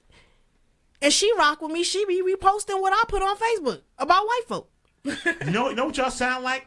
Y'all sound like the white person saying, I got black friends. No, that's how you chill. sounded just now. That's how you sounded Get the just fuck now. outta here. I You have said- white friends. I have You white said friends. when a Get white outta here. manager walks by, you hit him with the, hey, how's it going? Good morning. But a black woman walk by, what's good? But I you know what? No. What I said Wait a minute. was people that I'm cool with. I didn't No. say white, black. You know what? I said people that I'm cool with.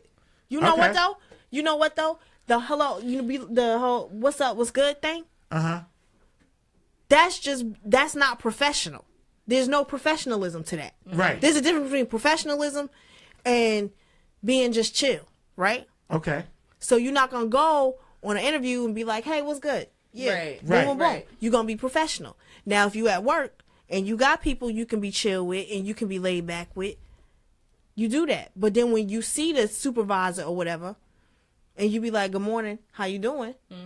That's just keeping it professional. Now, if you get people where you cool with them at that point, like I was on my job, "Hey, what's good?"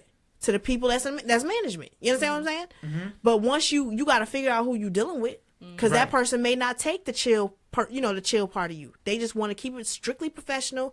Hi, how are you? Good morning. How's your day? I'm going to lunch, sir. Not the sir part, but I'm going to lunch. Boom, boom, boom, whatever. Right. But if they But you ain't walking around the job with that revolution shit. who? Anybody. Courtney is at front. Because I you ain't gonna is say- getting me tight. I'm gonna say what you getting me heard that. tight. And I can imagine. I can imagine the fucking coonism that he going on. Oh my god. I can Y'all just crazy. imagine. I don't, like you said, I feel like it's a level of professionalism. Like I'm a call center rep. So when somebody call in, I don't be like, yeah, what's up? Like, you get what Right. I'm saying? Because it's not professional. Right. When I answer my home phone and it's somebody that I know cool, and I answer all types of ways, like, you're, like, you get what But I'm saying? somebody had to But- deem somebody somebody had to deem that niggerish as opposed to, hey, how's it going? No, nobody said nothing about Somebody- being Interesting. niggerish, though. Somebody had to deem it Nobody that way. said nothing about it Are being you following me? niggerish. It's just not professional. Who deemed it that you can't say, yo, it's Interesting. good? As opposed to, hey, how you doing? This is Courtney. Wow. I'm rep number 23721. How can I help you? I like that. The voice and everything. Hi. like Hold on. Okay. Rob, let me ask you a question, right? You got a business, right? Let's say you own Xfinity. Okay. Since you love them so damn much. Okay. And let's say you're the CEO at Xfinity and one of your reps answered the phone that said, how would you feel? What would I be- said- what would be I said that what wouldn't would be- be your response? I wouldn't be comfortable with it because somebody deemed that unprofessional and ghetto or niggerish. It's a difference between unprofessional and niggerish. Just But because you're what not, I'm just saying is- because you're unprofessional doesn't mean you're niggerish. But somebody deemed that, listen, Yes. somebody Yes. deemed that term, I can't Not get my right. jacket on. you cold? Huh? You cold? I'm good. Okay. Somebody deemed that, it's like the same thing as black people, if another race says the word nigger, they get heated. Okay, we going there. Yes, I want because is that our word to protect? No. It's not that it's our word to No. protect. It's just that whenever somebody from a different race says it, they're saying it in a derogatory way, and they're saying it with the utmost disrespect. Also, there's a cool way to say nigga. I'm not saying that, but what I'm saying is 9 times out of 10, whenever somebody she of got a the different side eye. race, I ain't getting in this conversation. Why Lord not? Jesus. You brought us to the. I'm ready to throw my fist up in the air, but I don't know because these blacks are calling me coons. And she's the same one that said she going to East Rock Park with me. Ain't got a mother. She said she was going to East Rock. Why you going to East Rock Park and not because Edgewood? like you said, I don't be around for confrontation. I really don't. And nowadays And you can't tell who's people. confrontational? Let me finish. You can't tell people about their kids. 9 times out of 10, the people that hang out at Edgewood, they be there with their kids, with their drinks and all of that other shit. They not there. They not there to watch their kids play. They there to hang out with their friends, and it's just convenient that there's a park there. Let's just be serious. What people is this? It be black people, Puerto Rican people, white people. Nah, no, it don't. He said, no, it don't. I'm a fucking don't be black people. I'm just saying, I don't like that. I don't like that, and I don't like my kids go to a diverse school. I'm not gonna lie, they go to a diverse school. They go to school with blacks, Puerto Ricans, Mexicans, Chinese, whites. They see all types of shit. You get what I'm saying? Why is that? Because that's what I wanted for them. Diversity. I didn't want them. You want diversity? Okay. Yeah, that's what I wanted for them, and that's not saying that I don't love my people because I definitely do. But I don't want my kids. I don't want to be the type of mother that's just like, you can only date black people. You can only be cool with black people. Da-da-da-da. Like, nah, I'm not they're like gonna do that. what they want regardless. Once they get of age. We gonna. These black people went crazy. Woo. I cannot with you, yo. Nah, I nobody didn't answer. I'm not gonna go into the why we protect the word nigga. I don't protect the word. So if a white person said you wouldn't care? What you mean? If Wait, somebody- I said I don't protect the word. I'm not a. If you heard two white people, if one of them stumbled by your desk and hurt themselves and went in the bathroom and said, "Dumbass nigger, I tripped over her desk," would you want to fight or be offended? I'd be highly offended, but I'm damn sure not gonna fight you about it because ain't nothing that beat down. Huh? That beat down ain't definitely going to HR. It's not going to change the way they see anything. Right. You see what I'm saying? So you can have that. Yeah, I just know who I'm dealing with now. Right. You see what I'm saying? That's what that is. I mean, Joseph, thank you, Joseph Mazzaro. He loves all people, and he is of white descent. he just said I can't wait for one race. Where did he say that? He did say that. May take 1,000 years, but it will be greatness. So what the He heck? might mean the human race. Oh, here we go. Okay, could he? Okay, is that possible? Yo. Could he mean the human race? Yeah, I think that's exactly what he meant. That's exactly what he meant. I think that's exactly what he meant. But it just He said came he's off crazy Italian. after you say I love all people and then you just want one race. I get it. He I made get a what good he's saying. point. Why are Latinos allowed to use the word? They black. They black. They black people that jumped off the boat. They just got off at a different stop. That's all that is.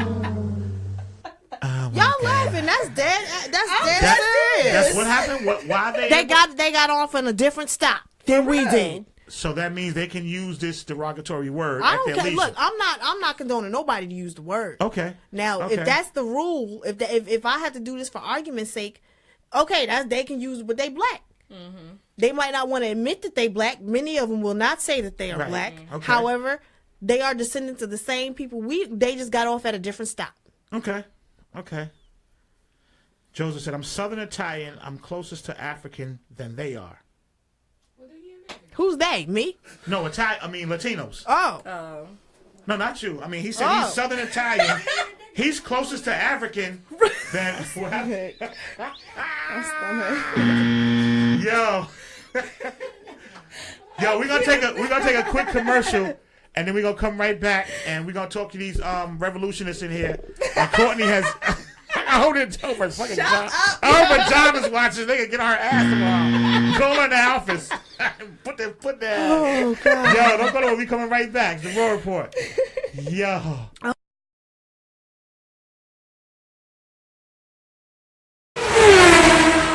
Check engine light? Check this out. Star Tires Plus Wheels does alignments, brakes, shocks, wheel repair, suspensions, struts, batteries, and more. Over 30 years of trusted service to keep you on the road. Bring your car to Star and let us hook you up.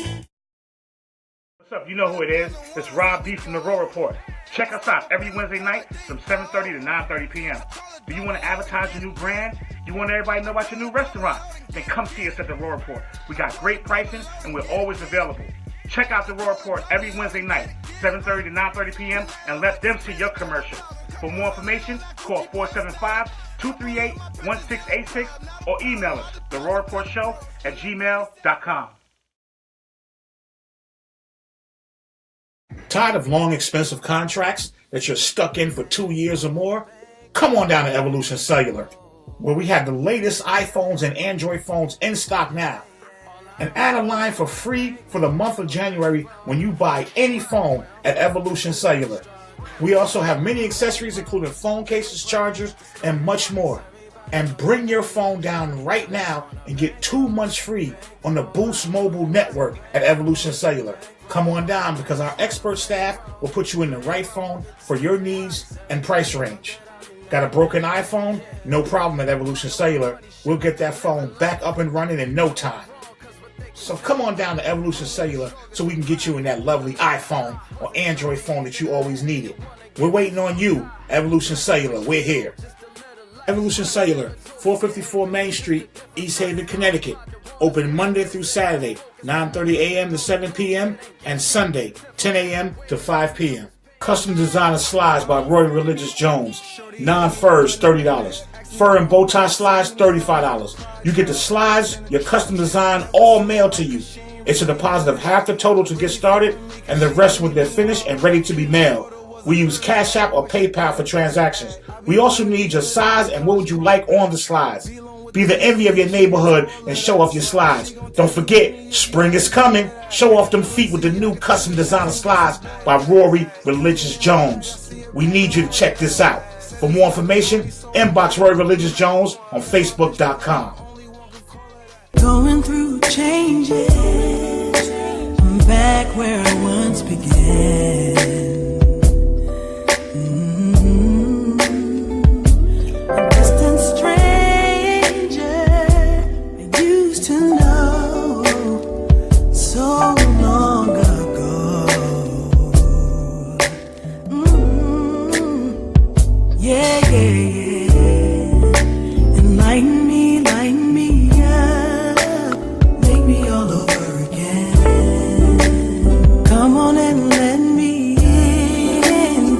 Yeah, it was like a lifetime passed right through my fingers, so long ago. So much that I didn't know, so much that I didn't know. Like a light shine down and show me how. Oh, gotta move on. That was then and this is now. Waking up. You're watching The Raw Report.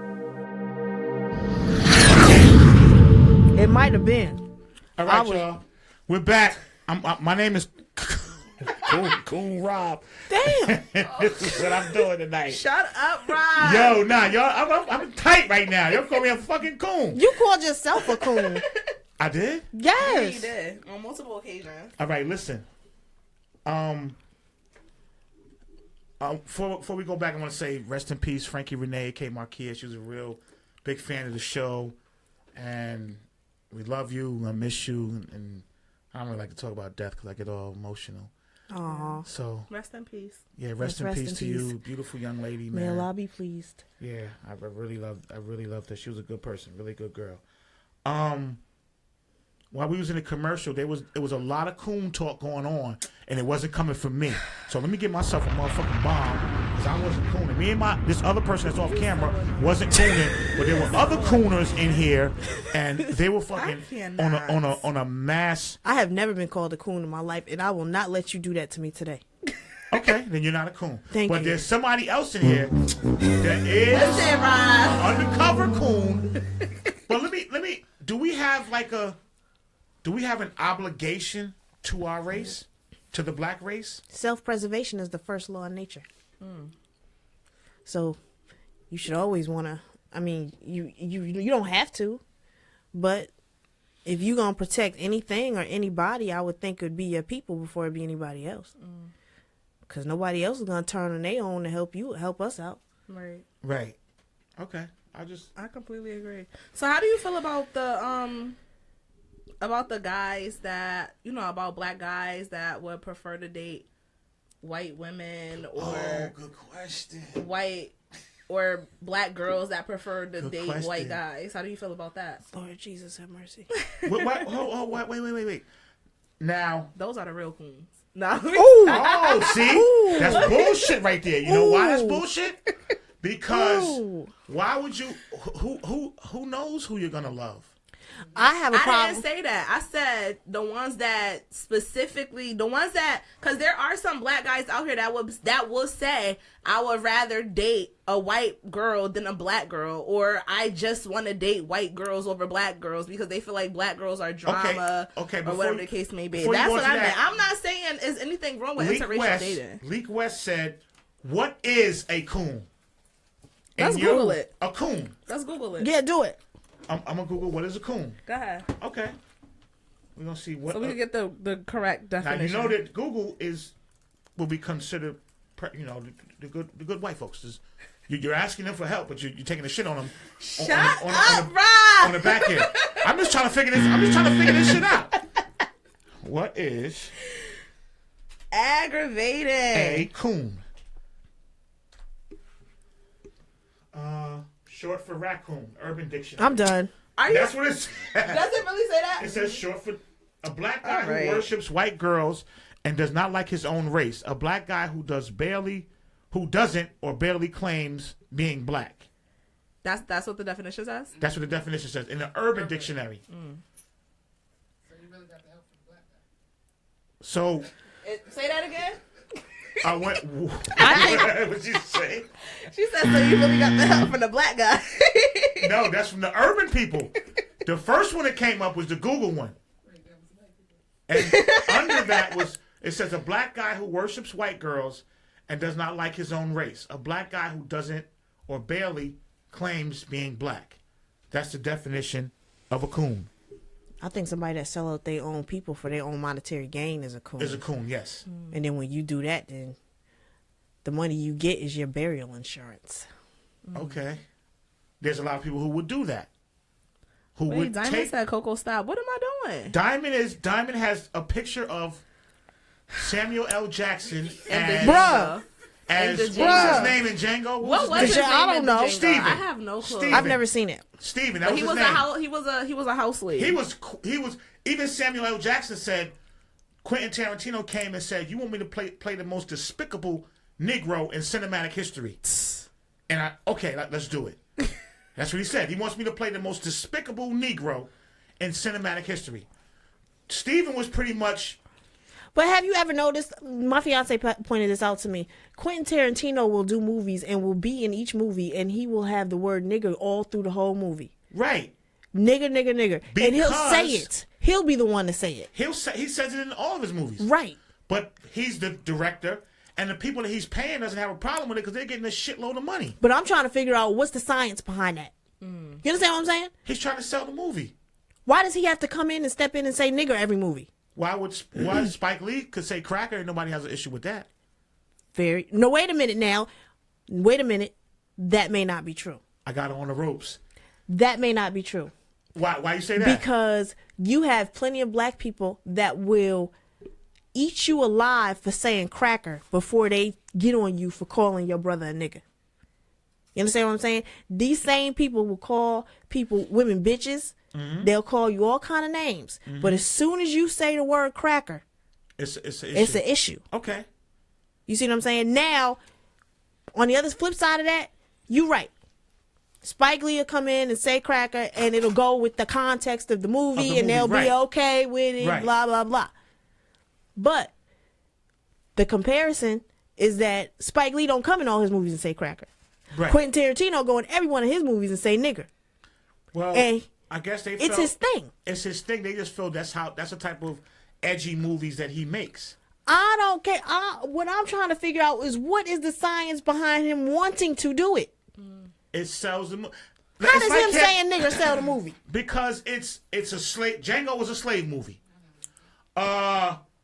What's the one that I don't even know who that is. So. the movie Django? No, Quentin I've Tarantino. seen the movie The Django. Yeah, that name. Quentin Tarantino's a director. Remember okay. when he was taking the He sticks did of Pulp dynamite? Fiction. Pulp He Fiction. did Pulp Fiction. He was saying I didn't see it. that. He was. It's just. I guess it's comfortable. I guess it's comfortable, and nobody has an issue with it, especially if you're getting a $3 or $4 million check. T. Crawley is in the new movie by Quentin Tarantino, and they're ready to cut you a check for $4 million. And I'll still ask him, why you got to come in every movie and say the word nigger? I didn't hear that. I'll take that check, but I'm a damn sure ask him. So you'll take the check? And yo, You'll take the check, so are you? because you know what I'm cool? gonna do? You know what I'm gonna do? I'm gonna take that check and we gonna build off that check. I hear that. What the fuck? I'm dead ass. Got him. He come to me and put me in a movie. I didn't say. Wait, what you gonna do with the check? We gonna build with that movie. We gonna build with that money. That's the funny shit. Oh, that's not funny. I don't like the fact you laughing at me. No, I'm not laughing at you. I'm laughing at you. Like, if you take the check. Funny, and see, he say it with pride too. Tarantino say it with pride. I want to know the science behind it. Everybody around him in the movies have become comfortable with it. They don't have an issue. Now, it has been brought up. So why do Spike Lee brought it up, actually. So my question is, like, why, has he ever said anything to explain? I'm not trying to make this a big old thing. I think Spike Lee did mention it, and he did rebuttal it, and it was like, I don't mean anything by it. It's just in the context of the movie. Of course, in a slave movie, it would be brought up. I don't know why he brought it up in Pulp Fiction. It didn't need to be. I mean, there's a whole bunch of movies. It just come out and he'll just say it, and you'd be like, "Where'd that come from?" But I just wanted to know. I'm not trying to make a big old thing about it. I just wanted to know. All right, I'm done. She said, "I'm taking that $3 million. Hell yeah! But you're gonna rebuild the whole $3 million. You're gonna rebuild, or you're gonna maybe fit $500,000. What? No, what? I don't know. You gotta take care of yourself. We gotta figure it out. Yeah, I'm gonna pay myself. Yeah, you and your family gotta take care of yourself. You know what I'm saying? And then we build off of that. Look, you gotta plan. You gotta organize. You gotta make sure the people right behind you. I think I don't know. It's the way. Now, my daughter, she's 13, but I asked her the other day, I was like, what do you think? I need to stop chewing this gum on camera. It's real tacky. No, you good. This is Tackyville. This is Tacky Boulevard. This is Tacky. Really? We're talking about the coon. I just got called a coon by this young lady over here. You know what I'm saying? You called yourself a coon, and she reiterated it. I said, hold up. Now, is Diamond a coon because he have that coon picture on his shit? No, I think he's just being funny. A coon is a sellout that'll sell their own people out for some money. That's what a coon is. Okay. And there's a lot, I think there's a lot of that going on in people in power. Do you believe that, and you said you think we can see this in our lifetime of black people getting their stuff together? Yep. You do believe that? I believe that. You do? Mm-hmm. In my lifetime, yeah. No, maybe not my lifetime. Okay, I'll take that back. It might not happen in my lifetime. It might be at the beginning stages. I think if we look at the youth that we have today, this is the most fearless generation we've ever had. Absolutely. But that fearlessness isn't being steered into anything positive. Mm-hmm. You see what I'm saying? So instead of saying retraining them and making sure that this fearlessness goes towards a cause, towards to making everything okay, we just fear them and we cower behind the door. Like you look at gang. If Malcolm X were still here right now, right, and you had these gang members in the street, and Malcolm X walked down the street, the respect he would get from them would be astronomical, because they respect the fact that he's fearless. You see what I'm saying? He's saying whatever he wants to say without fear of getting retribution from white folks. You understand what I'm saying? Right. Same reason why when you see Minister Farrakhan in the street, he gets that same respect. The fearlessness. You see what I'm saying? So take those youth. What we need to do, the older people need to just get out the way and let the youth spearhead a campaign to make sure we can get our condition right. You see what I'm saying? Cleaning up the streets, economic development. If they flip it, if they selling what they selling drugs and they measuring and doing all of this, that means they have a mathematical mindset. They have a business mind. Take that and gear it towards something business like. Train them to focus on something else. And then if they out here shooting up the block because you on my block, then be police for the block. Right. You see what I'm saying? Mm-hmm. And then figure out a way for them to get some money. They want money in their pocket. That's why they selling these drugs. Figure out a way for them to get some money in their pocket. Invest in them. Somebody dropped the ball. And this fearless generation should be roaming these streets like the Black Panthers did back in the day, but with a whole lot more weight behind them. You understand what I'm saying? And that's the problem. I feel that like the youth now, it's a lot on them. It's a lot of pressure on them to be, with music and all that. It's a lot of pressure on them. Who's on who? On the young people today. How's it pressure? They got pressure. Oh. They're looked at crazy. They're fearless. But, the music they listen to, stuff they see on TV, on social media, people will share a fight video before they share some knowledge and truth. That's very true. And I look at them like, yo, that's crazy that it's like that. But it's press. Picture a young person going to a crowd of his young friends and saying, look, let's do something different today. Let's not share a fight video. Let's go feed the homeless or do something in our community. That probably won't happen. Because you'll be looked at as, fuck out of here. I ain't going to do that. We about to go downtown and wild out. Such and such supposed to be fighting down there today. And you know what I'm saying? You might have some that want to do that. But they can't because the pressure of the ones that just don't see it like that it won't work out. The problem with that is I think it's just like it's lack of, you don't have a mind of your own. And that starts at home. If you let the TV babysit your child and they got everything they thinking about. Every there's this thing called hold on, let me look it up so I'm right. I don't want to say nothing wrong. Hold on one second. She brought her documents tonight. She said she ain't coming crazy. She coming with truth. Right. Hold on one second. There's this thing that is called it's called premature cognitive commitments. And what that is when somebody shapes your mind as a child before you grow up and you believe you can't do more than what they've told you, what they've taught you. You see what I'm saying? Right. So at some point your mind is stuck on the visions you see on television. Your mind is stuck on things that you see in a movie or you see your mother do. If you see your mother ain't gone farther than this 2-bedroom apartment, you gonna believe you can't go further than this 2-bedroom apartment. There's a commercial out right now. My fiance was very upset about it, and I want to apologize to him right now because I just realized his point when he said it. There's a commercial where a lady is talking about getting her credit fixed and getting a home loan. Okay. And she said she was living in the projects, and she growing up in the projects, you don't believe you can go any further than that. Right. And he was so upset. He was like, why would she say that? Why would she say she didn't think she could go any further? And I was like, oh, maybe because she, I'm apologizing for her. But what it is a premature cognitive commitment.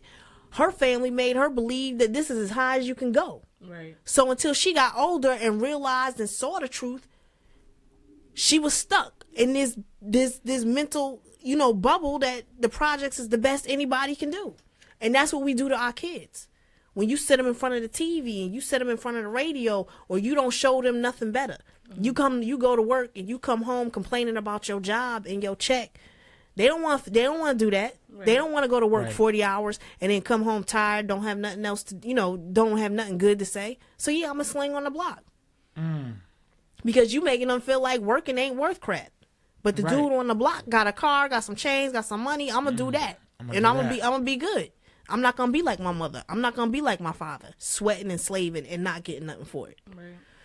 So we've done that. So at this point, yeah, them kids, they don't want to do nothing but bullshit. And at the end of the day, that one lone person that said, let's go feed the homeless, go feed the homeless. And somebody gonna follow behind you, and somebody else gonna follow behind you, and somebody else. Right. Now, is it actually worse in Atlanta as opposed to here?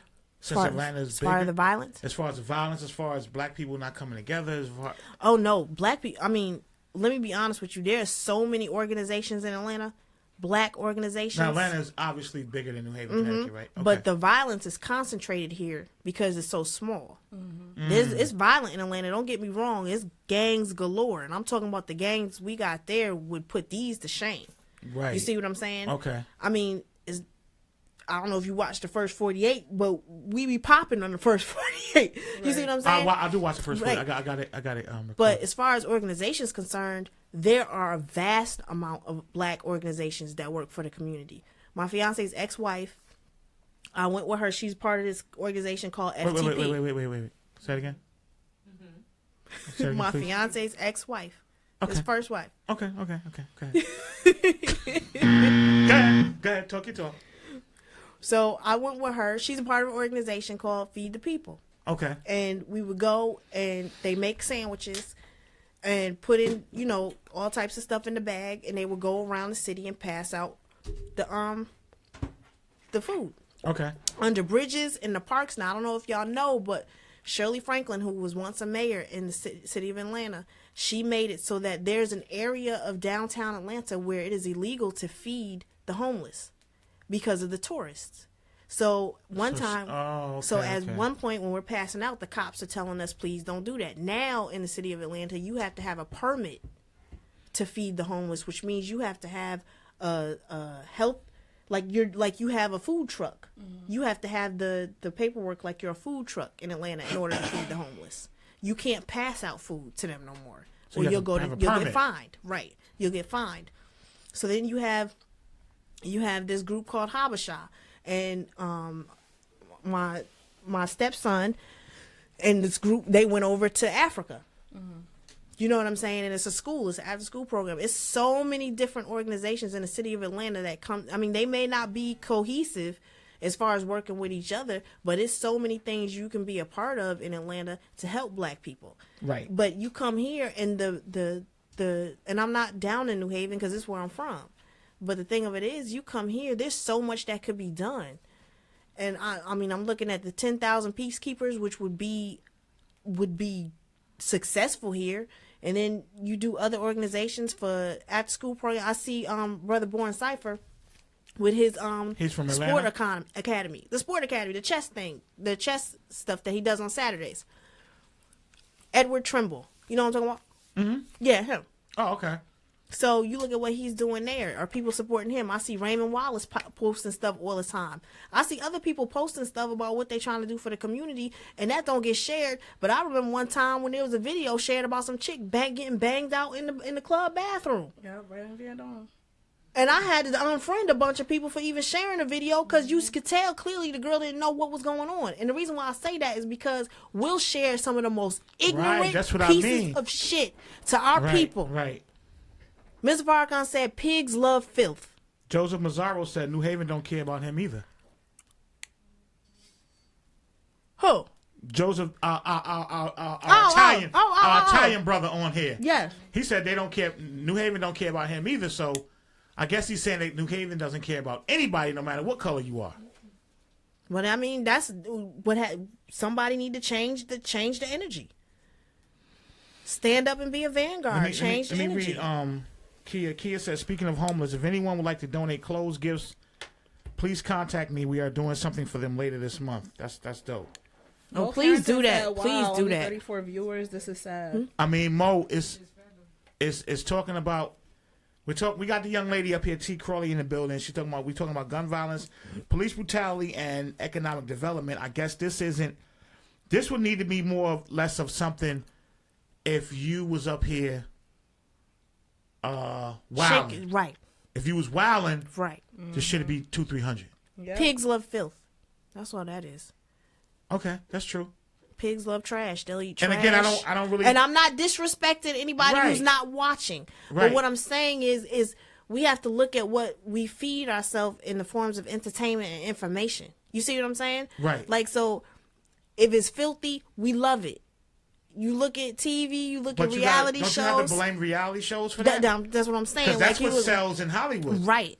Right. You know what I'm saying? But then at the same time, like if I'm popping up at you at the park chilling. Right. And I try to come and build and try to drop some gems. Shit is I ain't trying to hear that shit, yo. I'm trying to relax. You know what I mean? Go ahead with that bullshit. Now, you see what I'm saying? A fight bust out. Right. You got take your phones out. Right. You wild. Oh, shit, Right. they ain't going crazy down here. Right. And then we wonder why the kids that we produced don't have any type of don't even want to be connected to building anything of any type of greatness. You see what I'm saying? Yeah. Usually the kids that's in the street trying to do something different, their parents was in the street trying to do something different. Right. Like I call it my fiance's ex-wife. She's very, vocal in the community, protesting, feeding the homeless. She's a doula for free. She has her own farm. Like she does vegetables and chickens and gives away. She barters. She does all of that stuff.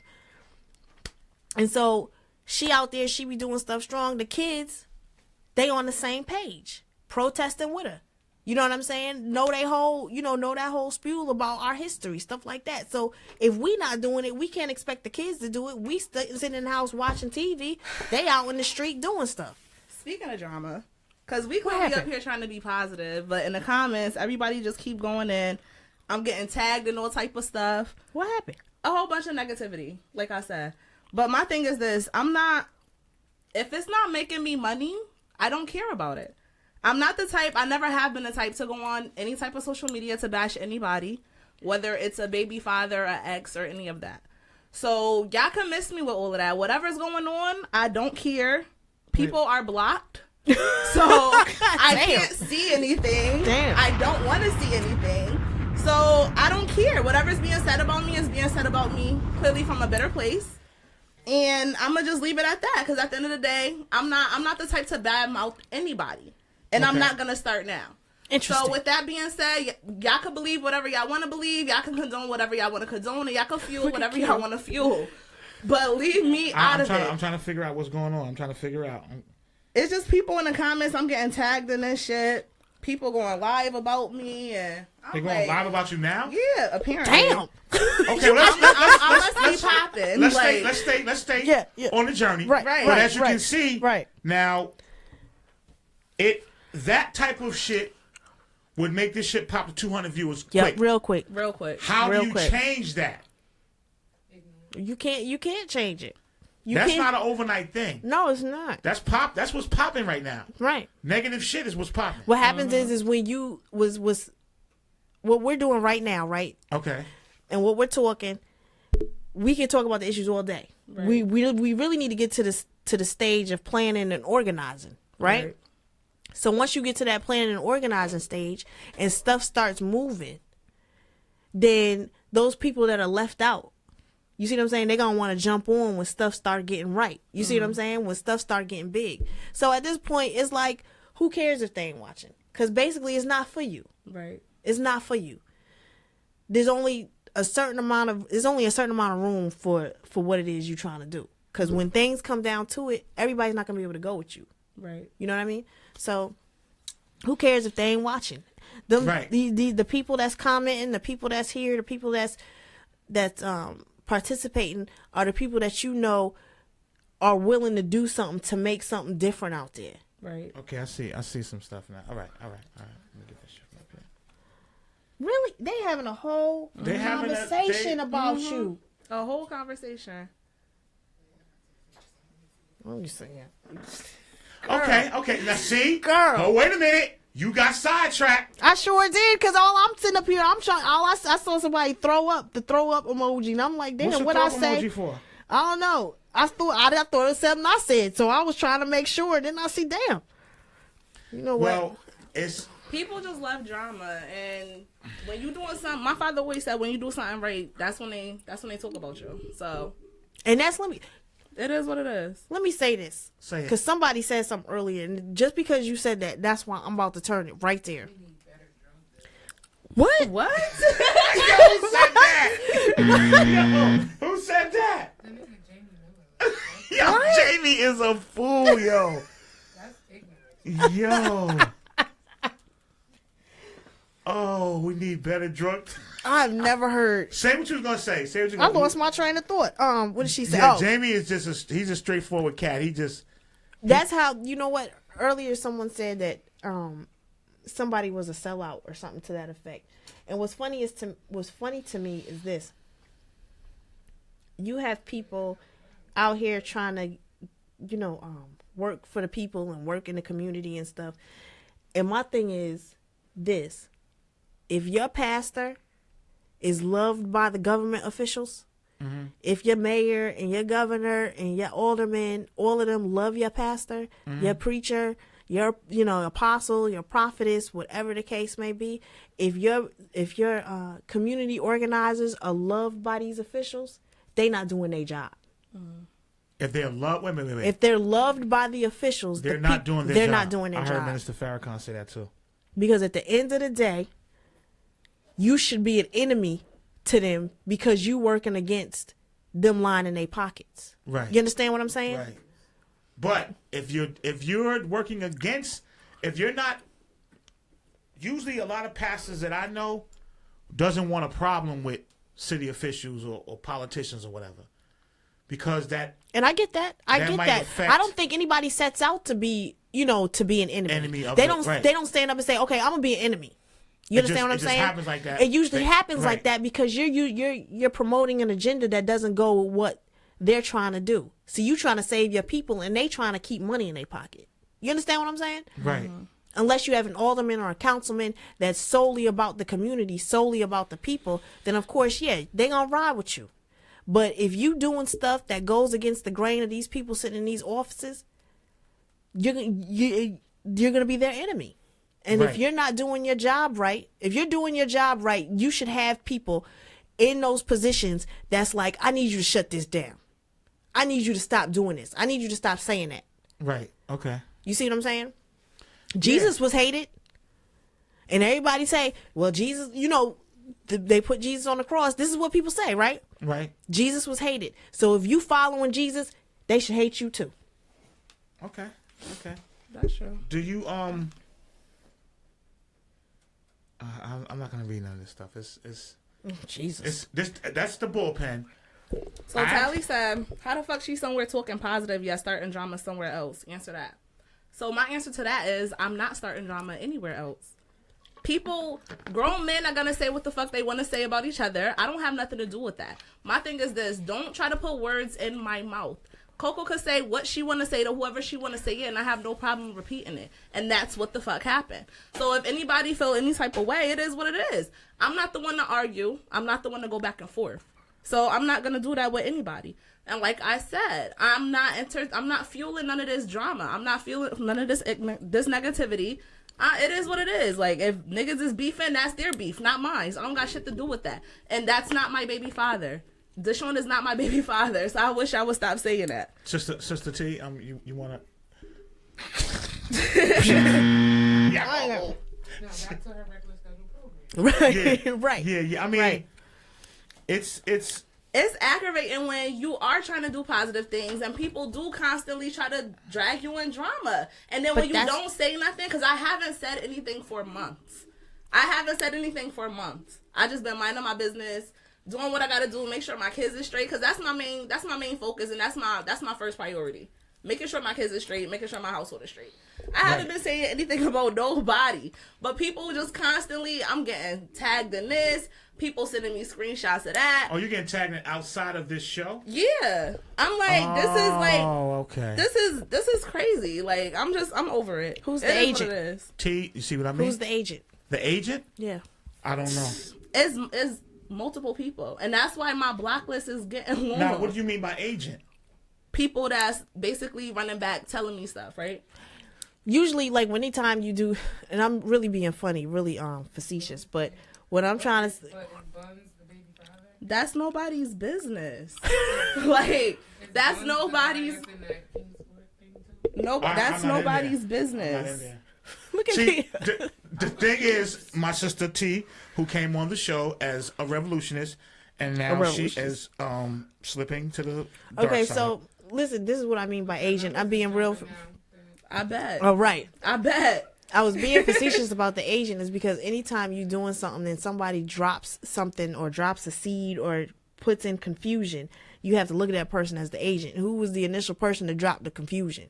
You You understand what I'm saying? Oh, okay. To bring confusion to bring the confusion situation. to what we had right. going on. And Okay. no disrespect to the first person who brought it to you. I'm just saying, it's comparable to when you doing something positive, and who starts the confusion. Right. You know, it kind of Tally jump. I don't. Screenshots don't lie unless you deleted some of your messages in her case. Tally what messages that Tally's is a bullpen. Here's my thing though. I don't even know how to delete messages. The screenshots was sent because they were asked for. Because people was trying to say I was saying stuff that I wasn't saying. That's why the screenshots was sent. Please don't get mad, T. I'm sorry. We you know invited what? you it's to fine. the I'm good. I'm not mad. I just find, you know what? It's just really interesting because you finally get on a page of like talking about something worth talking about, and then the whole conversation and the chats go left. Nobody's giving solutions as what to do. What they doing is talking about and talking to her. You see what I'm saying? Yeah. And so at that point, it's just like, well, damn, when you finally get to a point where everybody's on the same page, vibing and trying to talk about something positive, now we got to switch to shit that don't have nothing to do with them, really. Right. Or really had nothing to do with what we talking about. Now, Tally is a friend of mine. He's a cool. But he's a straightforward dude. He's okay. I don't know. I have to go back and read it. I don't know. I'm just looking at bits and pieces. But I don't want you to feel uncomfortable. Like your mission, I'm good. Your mission hasn't been because your mission. Good. I like the way you was talking. I was like, "Yo, would you like to come on the show?" Yeah. And you wanted to come on the show. Now, whatever this direction is going, I don't want you to be like, "Oh man, this shit right here, man. I don't even know how I fucking came good. up there." I'm good. I'm so good. And I want to make sure that I'm Coco so was good. I mean, no, I'm good. I'm gonna be good regardless, because regardless of the fact, I know what I do. I know who I am, and I don't need nobody to validate that for me. Unfortunately, other people need validation from likes and shares on Facebook and whatever the case may be. I don't need that, because I'm gonna be me regardless. And again, I'm not gonna feed into it anymore. I kind of came out of character. I let my emotions get the best of me, but that'll be the first and the last time. So let's just continue with the show. Okay. All right, so Rob, why you don't stand up and be a vanguard and do something? What would be your first line of business if we came to you and said, Rob, we want you to be to spearhead this? What would you do? Isn't this right here kind of a spearhead? Yes. This platform. And then what would you do like to keep going? You see what I'm saying? Well, because you the head, so you the head of everything. So your next, you need other areas of work. What would be the next thing you do? You shitting me?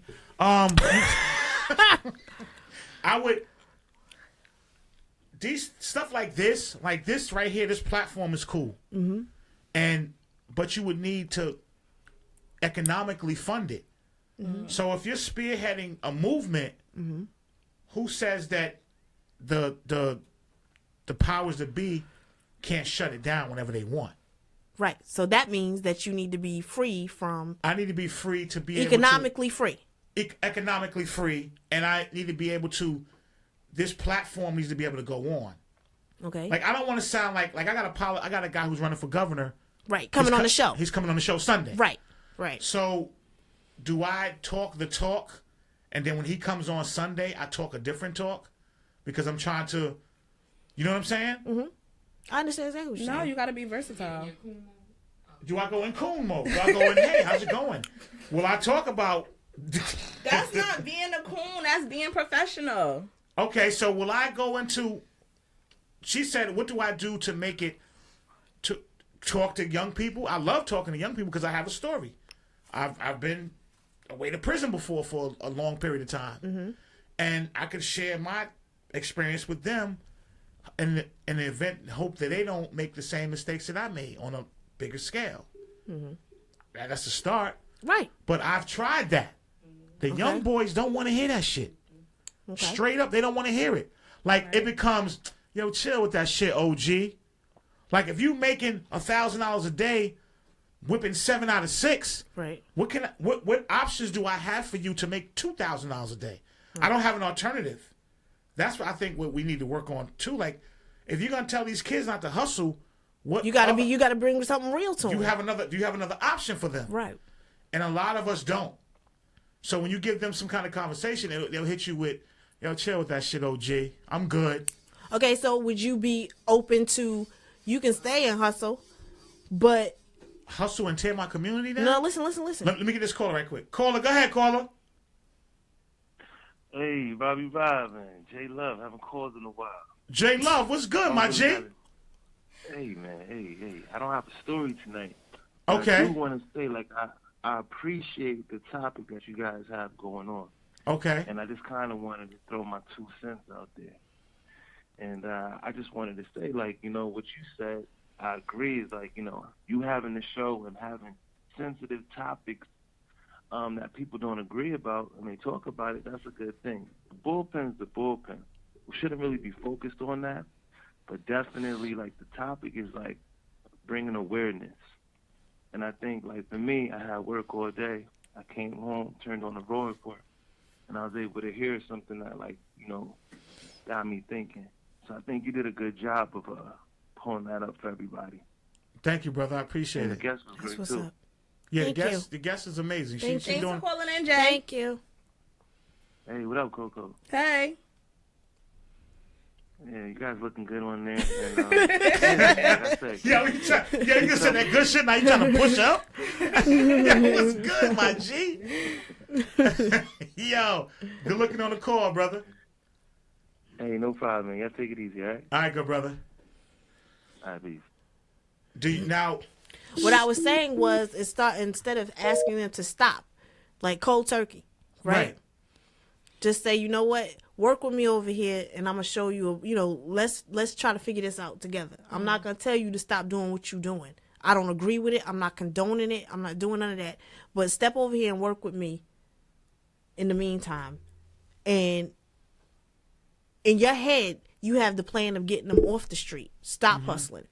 But you don't want them to think you just trying to change their whole life around. You just want to get them in the door. You see what I'm saying? Would you be open to that? Yeah, I would want them to come on the show. I'll be willing for them to come on the show, and if there was a beef in the street, come up here and fix it. But that's risky. Understood. You know what I'm saying? I mean, so like if there was something like some sort of street team, right? Mm-hmm. And you got a Rob Dave Raw Report street team, right? And you start doing that old school with the flyers and some sort of whatever. Let's say one of the dudes, you find a hustler that's a DJ, and you set up you set up a table somewhere. Let me tell you, one day I'm in Atlanta, this before I came down here, and I'm at the gas station.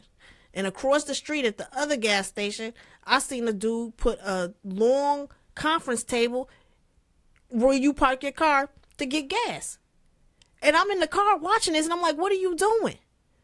Right? Mm-hmm. He pulls out a cord, a lamp, and I'm still not figuring out what he's doing. This dude is a DJ setting up in the middle of the gas station on Bankhead. You see what I'm saying? Like he about to have a concert at the gas station pump on Bankhead. Now, Bankhead is the hood part of Atlanta. Right? Buckhead is the nice part. Oh, yes. Okay. Okay. And so I saw that, and I said, dang, the owner of the gas station is cool with it. When the last time you seen a concert at a gas station pump? Right. That's dope. You see what I'm saying?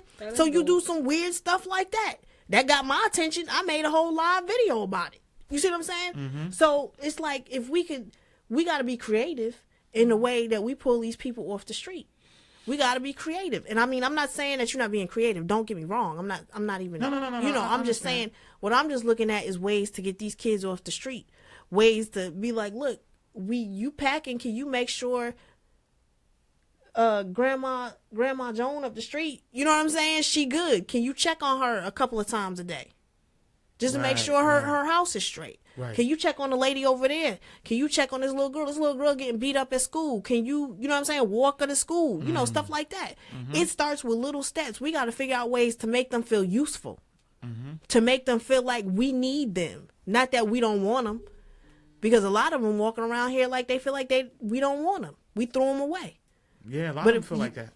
So if you make them feel needed and make them feel like we need you to help us, then who doesn't like feeling like somebody needs them? Right. You see what I'm saying? And so if they didn't have no structure, they didn't have a home life, their father wasn't there, their mama was something, they lacking something, fill that void. And then make them feel like we love them and need them for real, not for play, not just to boost the ego, but for real. Take care of the lady up the street. Watch this house. I'm going down to, you see what I'm saying? Stuff like that. It takes small steps like that. Everybody likes you. I mean, everybody likes you. You I like what you're saying. I don't think at this point, I want to get rid of my white friends. Okay. I can't. I don't want to get rid I of can't. them. Nah, I'm trying to get Coco to smile a little bit. I'm trying to get her. Yeah, I need back you in to the get loop. your mind right. I'm trying to get it because she's locked into that. Yes. That has her. Yes. I'm gonna keep it 1,000. I was texting somebody actually. No, but you're locked in. I know. And I understand it. It's annoying because I just feel like people constantly try to come for my character, and it's like I've never put any bad energy out there for anybody to constantly come for me. So it's kind of frustrating. It's frustrating, and then it's just whatever. It is what it is. What do you say to that, sister? Because you the one with the voice of reason here. Because I usually feed into shit like that. I'm trying to change my life. I usually feed into the shit like that because that. I don't know. Look, if you fall into it, if you really fall into it, and you feeding it by even reading it, right. First of all, and you feeding it by responding to them here. Well, it's my nosiness because I'm trying to figure out. No, I'm talking about what's her. going on. I'm talking about her. Yeah, no doubt. So every time you comment about how they messing with you for you not doing nothing, you feeding it. But how do you tackle? You just if it's a bunch of attacks. At the end of the day, they want her to say something so they can keep on going. You see what I'm saying? Okay. And so, the only thing you can do to combat any type of lie is to either just come with the straight truth, no matter who it hits, or just be like, F it, I'm good. Because y'all can have that. Because I didn't start it. Though. But that's how I've been. I'm not the type to, I don't know how to argue. I never did. Well, she said that when she came on. I don't clap I'm back. not a clapbacker. Yeah, and that's the reason why. That's cool. That's the reason why I've been putting anger management and stuff. Because my first response is to just swing. Yeah. Like I don't argue. I don't know how to do that. I start stuttering, and then it pisses me off because now I feel like I look stupid. You get what I'm saying? Yeah. So it's just, and I have been quiet. Like I said, this has been going on for months, and I have been quiet. I haven't responded because I feel like I don't need to. But it's aggravating because again, people are constantly coming at my character, and it's like I'm really a good ass person. I'm really my problem is my heart is too big, and I constantly help people, and they turn around and backfires on me. And I'm trying, and it's like I'm trying not to be cold and just be like fuck everybody, whatever the case may be, because that's not me. But again, it's just whatever. It is what it is. How old are you, T? 38. Oh, you're 30. Okay, so you're not. I'm not saying you're old because I'm older. I'm 50 almost. And, Oh, really? Yeah. Oh. So my solution to an issue, if it arises, is to call law enforcement because they get the best result. They get the best results. Do you agree? You know, it's funny. Yeah, I'm. Look, you gonna call. You need the police. Call the police. You know, the white people be like, you know what? When you get in trouble, call them cops. You know, if that's you what see you do. something, call the cops. Say something. Say something. You see the commercial? Yes. You see the crime dog is back. McGruff. McGruff is back. Did you see that? He's back. They trying to son him though. They dissing him. Yeah. The Geico commercial. Yes. They dissing the crime dog. I felt bad for the dog. They dissing him. They was dead wrong because that changed your whole outlook on the damn dog in that one commercial. Damn right. But yeah, if you gonna you call the cops, Rob, that's what's up. Nah, you saying that like I'm a sellout. Oh no. I don't mean it like that. Now let me ask you this: did you enjoy yourself? Yes, I did. You did. Yes. Did your nervousness go away? Yes, it did. But I just need to say one thing. Say it, please. Say whatever you like. Earlier. Go ahead. Oh, take your time. Earlier, somebody. No, you know what? No, I'm not gonna do that because that's gonna steer in a whole other direction. Are you I'm good. shitting me? You just threw the line out there and I bit, and you Yep. now you want to throw me back? You throw me back in the water? Sorry. Oh, sorry. Oh, My hit your ass through it 3 times. Congratulations, you played yourself. No, wait a minute. You just threw that. You threw the bait out there. You had all three. The one that's not even on camera bit. You got 3 fish coming in. And you threw them back?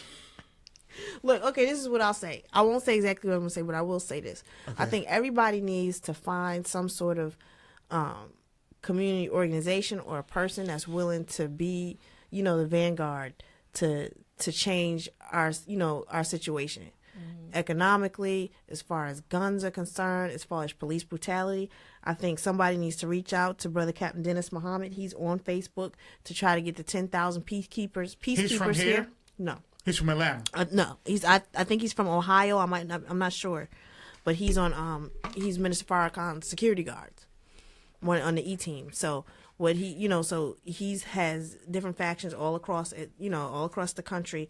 They train you, and it's you patrolling your neighborhood. You're the first line of defense. Mm-hmm. You see what I'm saying? And that's really how our neighborhood should be. The people that's screwing around in the neighborhood should really fear us more than the cops. Right. You see what I'm saying? A woman gets raped, they should fear our response before they fear the cops' response. Right. You beating up a chick, they should fear us running in their house, beating them down before, and begging us to send them to the cops. That's how it's supposed to be. That's how the neighborhood should be. Right. Fearing us, the people that live there, more than they fear the police.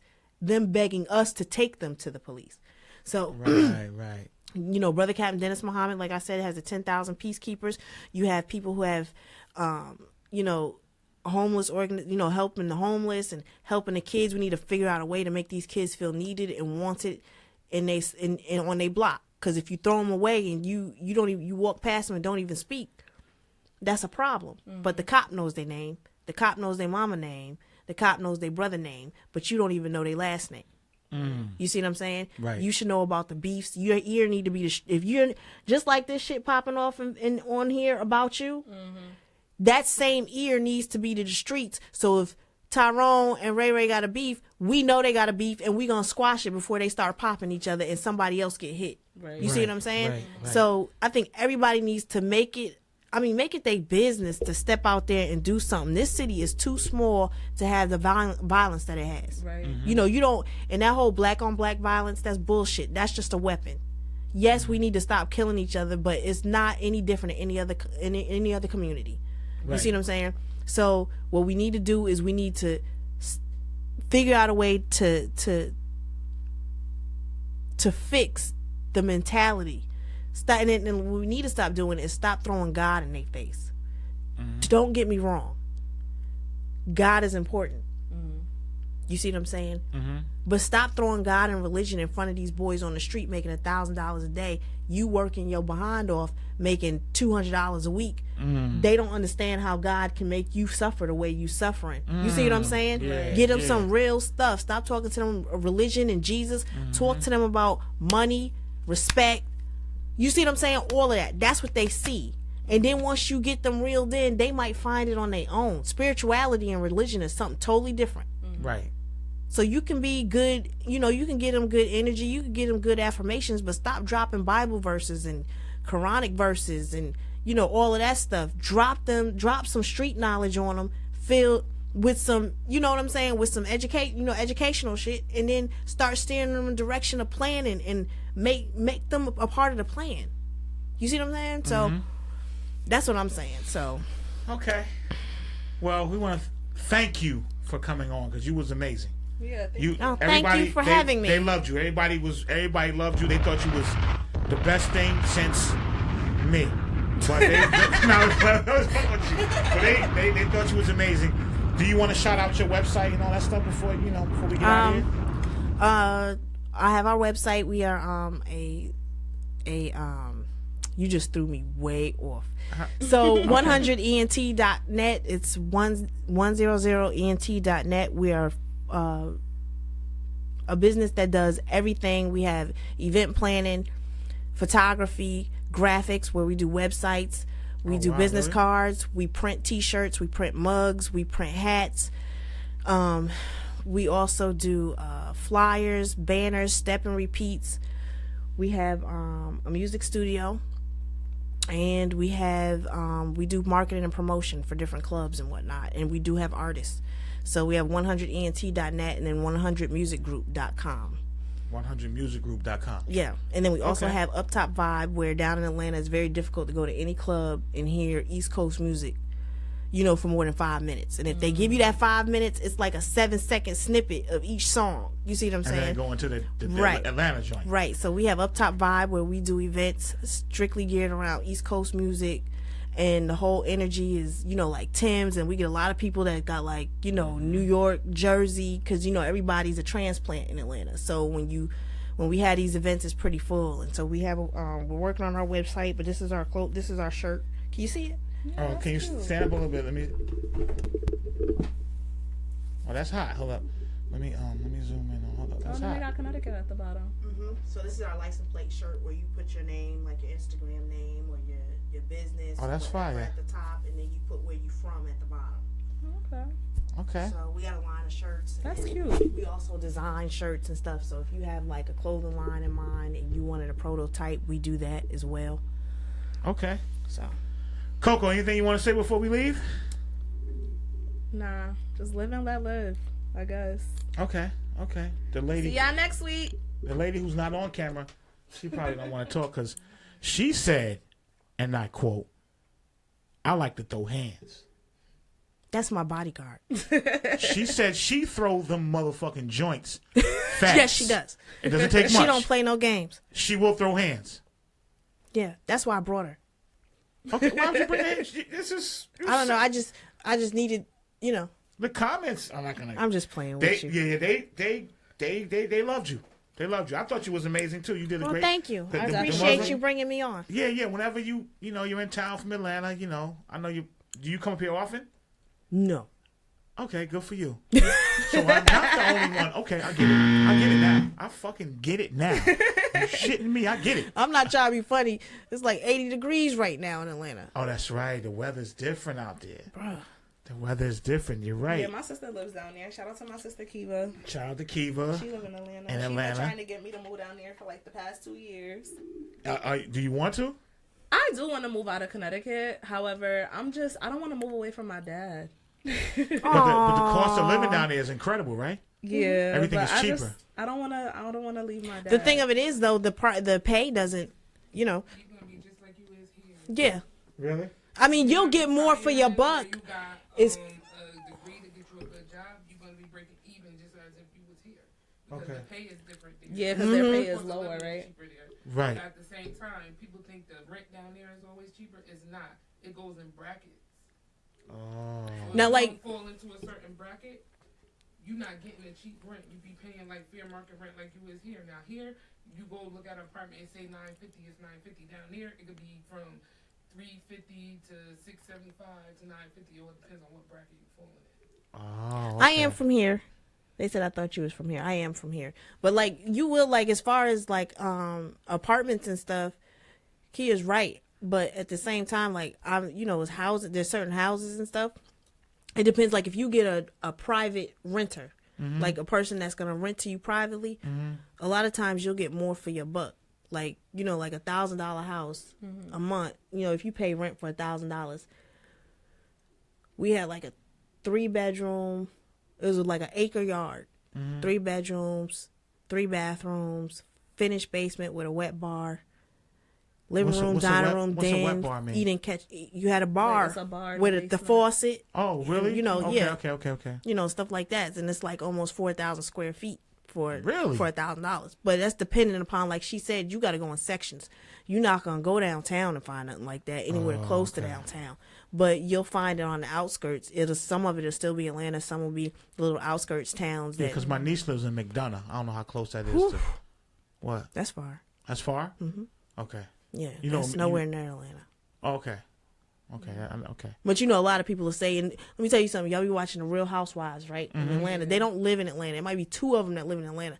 They live way out like in Buford and McDonough and stuff like that. You see what I'm saying? So these, But the show sets it up as they live in Atlanta.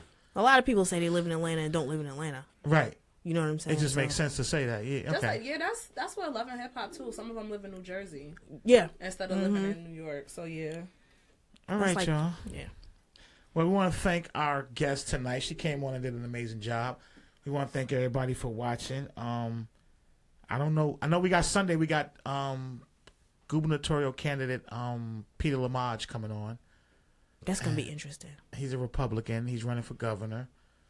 I won't be able to make it. That's fine. That's on fine. Sunday. That's my gender reveal. So. Wait a minute. Wait a minute. Yeah. That's your gen. Are you? Wait, what happened? I was zoned out. What happened? She said. I said I won't be able to make it Sunday because I'm having my. She's having a gender reveal party. Oh, you pregnant? Now, what are you Congratulations. what are you shooting for, Coco? A boy. I can't handle another girl. My daughter is enough. Girls are. How old is your daughter? She's 8. Oh. So. Girls are way more. I think girls are more intelligent, more mature than boys are. I think my daughter's more mature. Well, I ain't gonna say. I don't know if he's watching. You know what I'm saying? No, girls are more mature than guys, but I can't handle another. You can't handle another girl. Another girl, no. So you want a boy? No, I'm not. I can't. So you don't Wait a know? minute, you just gender revealed on the show. No, I didn't. I said I want a boy. She said she want a boy. I don't know what I'm. I don't know what I'm having. She My don't- sisters know. Oh, So Oh, they won't. Oh, How'd that man. work out? See, that shit would I irk had me. the doctor called them and told them. Oh, So, that's interesting. but yeah. Everybody saying congratulations, Coco. Thank you. Congratulations. Thank you. Why you ain't telling me my hair was Kia, messed you up leaving? right Oh, there? Yeah, mine's was Kia. too. Wait, your hair's not, man. You say if It was. Look at it right there. I can see You it told on me the screen. if it does that, whatever you said. But it's all like jacked up right nah, here, because like you've been like a nest. You was going in. You was Like a dropping nest. that knowledge. That's messed up. You better get That's it. fine. Okay. When the revolution started, white man don't give you no spray. Oh, I and ain't stuff worried for about it. I ain't worried about my hair then. I be worried. Let me shut up before I say something I can't take back. Yo, thank you for watching, y'all. We out of here. Peace. Good night, everybody. Good night. Hope you enjoyed the night. show. Thank you. Peace out. Thank you. Boom. Going through changes. I'm back where I once began.